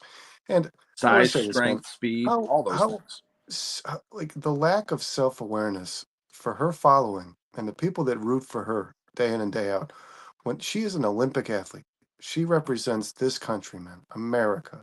And this country, this country voted on this in November. And they didn't love it, man. And a lot of people are opposed to it. And she should have realized, as she did, by the way, I'm stating this as a fact, it occurred. She lost pretty much the majority of her fan base, and she was attacked. And I'm not supporting that, man. I'm not. And she apologized. She came out and apologized. Yeah, because she paid the price in the comments. But the apology was hollow. It was because of the reaction she got. Almost written artificially, yeah. It 100% was, and it was because of the reaction she got to the comments she made. And we didn't even mention that she pulled herself out of the Olympic competition a few years ago when she needed to focus on her mental health, she said, when her team needed her the most. And but again, man, her fan base, because you're competing for the country against other countries, is mostly patriotic conservative people. So like, your PR department had to make a call, like, what the hell are you doing? What are you doing? You know how much cleanup we got to do around this mess, man? Listen, if you feel like there should be a safe space for trans people to compete in whatever sport, and that's what she was suggesting. They should have maybe their own sport. If you feel that, that's fine, but you don't get to tell someone else that that's what they should feel. And that's what they should be doing, is advocating for that, because you haven't experienced what they've experienced. Simone Biles has not experienced what Riley Gaines experienced. She hasn't expressed it herself. She's never gone on Twitter and advocated for, publicly for a trans league for sports. She's never done that. So that experience has shaped Riley Gaines and what she's doing now. And I mean, listen, it's wrong. It's just wrong, period. For a man to be able to, or a boy to decide that they want to compete in women's sports and then go out and dominate it. It just is. I mean, remember the movie Joanna Man? That was like a big joke back in. There was like this dude that was a washed up NBA player, and then he decided he was just gonna pretend he's a woman and go play in the WNBA, and he starts dominating. That was a joke 25 years ago, 20 years ago, whatever. That was a joke, but now it's really happening, and people want to pretend like it's just okay. And like the victims of this are the women in these sports. And the people that get treated as if they are the victims are the men who are cheating at these sports, and that's not okay. You want to identify as a woman, you want to be a woman, that's fine, but we have you to go do your acknowledge, thing. I'm with you. yeah, that's fine. I don't give a shit. That's fine, man. Be you. But you don't get to then infringe on other people in their space. That's not cool, and that's not fair. And again, as a father of multiple daughters, I don't want them to deal with that, and I don't want to deal with the frustration and pain that will cause my daughters if they experience something like that. And if I've never experienced something like that, I can't speak on somebody else and Well, what they should be doing. and the discouragement. I mean, if women are going to, if young girls are going to start to think that there's no point at even striving to be, successful in athletics because they're never going to be able to compete, man, Yeah. you're going to discourage a lot of girls and a lot of young women who might otherwise, be representing our country in the Olympics. So, yeah, I Yeah, mean, just the hypocrisy overall of the whole Simone Biles, all of her comments. It was just a complete what the fuck. Like, why are you even attacking this woman? And what's the impetus for you doing this? And why? And you're a person that's never experienced this and never will have to in the sport that you compete in. You never will. You will and never. you hit the nail on the head, man. She can feel the way she wants to feel about it. Mhm. Obviously not in agreement with you or I, but who again have daughters, but nobody else needs to feel the way you feel about anything and anything That's the in problem. life Where and you start to anything try in to life. impose that on other people, that's where the problem is. I mean, I can feel the way I feel, but I'm not out in anybody's face saying you got to accept this. And then not just that, you have to now change the way you think to accept me and to agree with me. That's not the way it works. That's not the way life works. And that's Yeah. where the biggest issue is with this, man. And We you don't have to continuously accept men in women's sports, and we shouldn't. And we shouldn't. We just No, shouldn't, because and you that's continuously point out that she hasn't experienced this. Like she hasn't competed against a boy. She hasn't thought, "Oh, I'm the best, and I'm going to win this competition," and then lose her ass because a just completely physical dominant force. who Obviously, doesn't have to work yeah, anywhere yeah. near as hard as you. He does not And have to work anywhere near as hard as you to however, accomplish the same one thing thing that in she that has sport. experienced is the body shaming. When she did the campaign advocating Mhm. for body positivity, she said she was bullied and a victim, and she was picked on. So fucking shame on her, man. Yeah, So for that's my sure. what the fuck. Shame on you for doing something that you literally publicized as something that brings women down. Yeah, Yeah, and then you go around and perpetuate that and bring another woman down and make fun of her body and make fun of the way she looks, and it's just completely hypocritical. It's hypocritical across the board. It was in bad taste, and it was a bad move, like you said, and she only apologized because of the negative reaction she got. If she had been applauded for her statements, she would have doubled down on them even further, which again, shame on her for that, because that's now disingenuous. You're completely disingenuous about your stance, and I don't respect it. yeah. And Dustin, 3 or 4 years ago, she would have been applauded. Yep. But the tides are changing on this, and I agree with you, man. This is a place where women should feel safe. They absolutely should. And I want to see the best women in the world compete against one another. And I want to know who's the best. You know what I mean? I want to know who the best woman is. I don't want to know who the second place woman is because the man dominated her. It's just it's to me it takes the entertainment out of a woman's sport. And again, this is completely neglecting Title IX. There's a reason it existed, man. For this very reason, was supposed Yeah, to be a and as safe I place. said, there's a big reason why there's not a bunch of women lining up to be trans men in men's sports. Why doesn't that exist at all? That can we just ask that question and get a legitimate answer? Why there's not a single woman trying to compete in men's boxing? There's a man who's trying to compete, who did compete in women's boxing. That happened. But why is it not the other way around? What do you got in the comments? I see your face. Uh, Is it worth reading? If it's not, just think to yourself, is it worth reading? it's just funny. It's banter, man. Okay, what we got? All right. I can't see it. Simone Biles will sit on the football and run to the end zone. She could be the next pick. Mm. So yeah, she's a physical athlete, man. Yeah. God made Adam and Eve, not Adam and Steve. What movie is And that from? Don Burr says, "I love that my daughter has a BBC." Jesus Christ. Hey, when did this become so popular? Don Burr, Detroit Lions fan, thanks for joining us. Make sure you hit that like button. Make sure you subscribe. Just so you know, I don't know if you watched our Monday show, but we did end up picking the Lions as the best team in the NFC North in a completely non-biased way. We just went through. Yeah, go watch that show, man. It was a fun show. As was this. Dustin, I'm with you. And these subjects can be touchy, guys. Me and Dustin want to clarify our position. You do you. You be you in life. We more than advocate for that since the minute I've met you, man. And you're the same way Unless as you're me. trying to be a Yeah, man I don't playing care. in I don't sports. care about how a person wants to live their damn life, man. I don't. Don't infringe upon other people's When it lives. comes to Yeah. competition, the Yeah. story changes. That's just the way it goes, man. Well, it's not even just the competition. It's just like when you just kind of force people to have to you expect people to think the way you think about it. Like that's not fair. That's not the way life works, man. You can't just force people to accept things that they know are wrong because you don't like the way it makes you feel when they don't. Yeah. You can't do that, man. So here, man, our positions are our position, and I don't care what anybody thinks of it. And the contradiction there, Dustin. I mean, like, if you think about that, because the whole premise of the trans movement is like, just let me be me. I want to be. I that's so okay. That's fine. But if Riley Gaines wants to be her and feel the way she wants to fucking feel about it, man, let her be her. Give her that same respect. Yeah. Yep. Yep. That's how it works. This has been the weekly What the Fuck. Thank you, Simone Biles, for the content. I really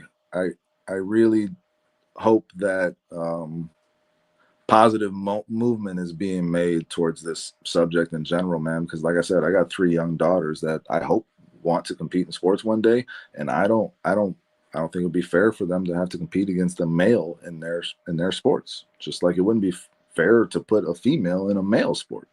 And I would never want to go dominate a women's sport. So I hope that becomes the mentality of all the young men in this country soon, man. Dustin, it's been a pleasure as always. I enjoyed the Ryan Poles conversation. I think DeAndre Swift is in for a big year. Weekly What the Fuck should be a thing, man. Moving forward, we'll find it. The stories are out there. There's no all doubt kinds about of that. what the It doesn't fuck. have to be about sports. Yeah. Bro, we could have picked 6 things this week just to be what the fuck. There's a lot of crazy shit going on. I mean, Yeah.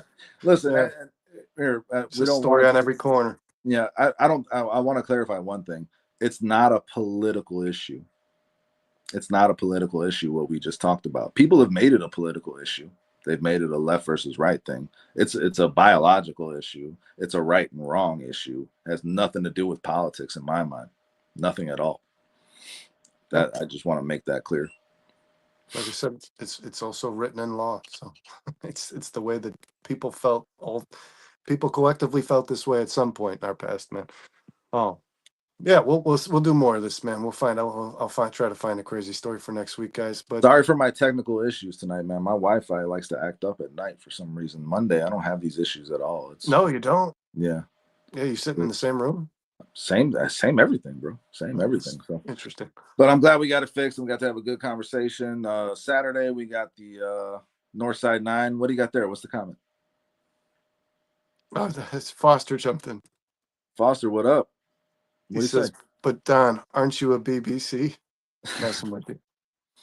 Okay. Oh. We got the Northside 9 on Saturday. Monday, we're back for the House Hall Hangover. Wednesday, the Barely There podcast. And Thursday's the Bare Minimum. We got 4 shows a week coming at you. This Saturday, I don't know. I know Sean's going to be out and Monday as well. So, I mean, Monday will still be here. But are they doing the Saturday show? I would imagine if Kyle needs help, he can ask me about it. I got my daughter this weekend, but I could probably swing like a 45-minute show if that's something that he wants to do. I have been watching the Cubs as of late, man. I think I've got enough knowledge on it. So, yeah, I could probably fill in for Sean on that show for sure. And I also want to just shout out Bears Country podcast. I mean, they gave us a really nice shout out earlier today. I was able to jump on and watch their show. I wasn't too busy at work. Y'all guys check out Bears Country Productions. They do great things. I'm sure everybody's seen them. Hopefully, if you haven't, go check them out. Bears Country Podcast. Shorty, Foster, PJ, Carl over there. I mean, they do awesome work, and we appreciate the community, man. So thanks for the shout outs earlier, and just wanted to give them a plug since they plugged us. Yeah. Yeah, I was watching the show I usually do on Thursdays, guys. It's very unique. It's different. It's not like all the other podcasts you're watching on YouTube. I promise you. Go check them out. Those guys are not only hilarious, but they just make shows fun. I'll be watching them next Thursday before our show starts. Dustin, always a pleasure. Yeah, man. It's a good time. Have a good night. Bear down. Chat. We appreciate you guys. Life is good. Love you guys. Yeah, we'll see you on the next one and be there at noon on Saturday, guys, for the Northside 9. Bear down. Yep.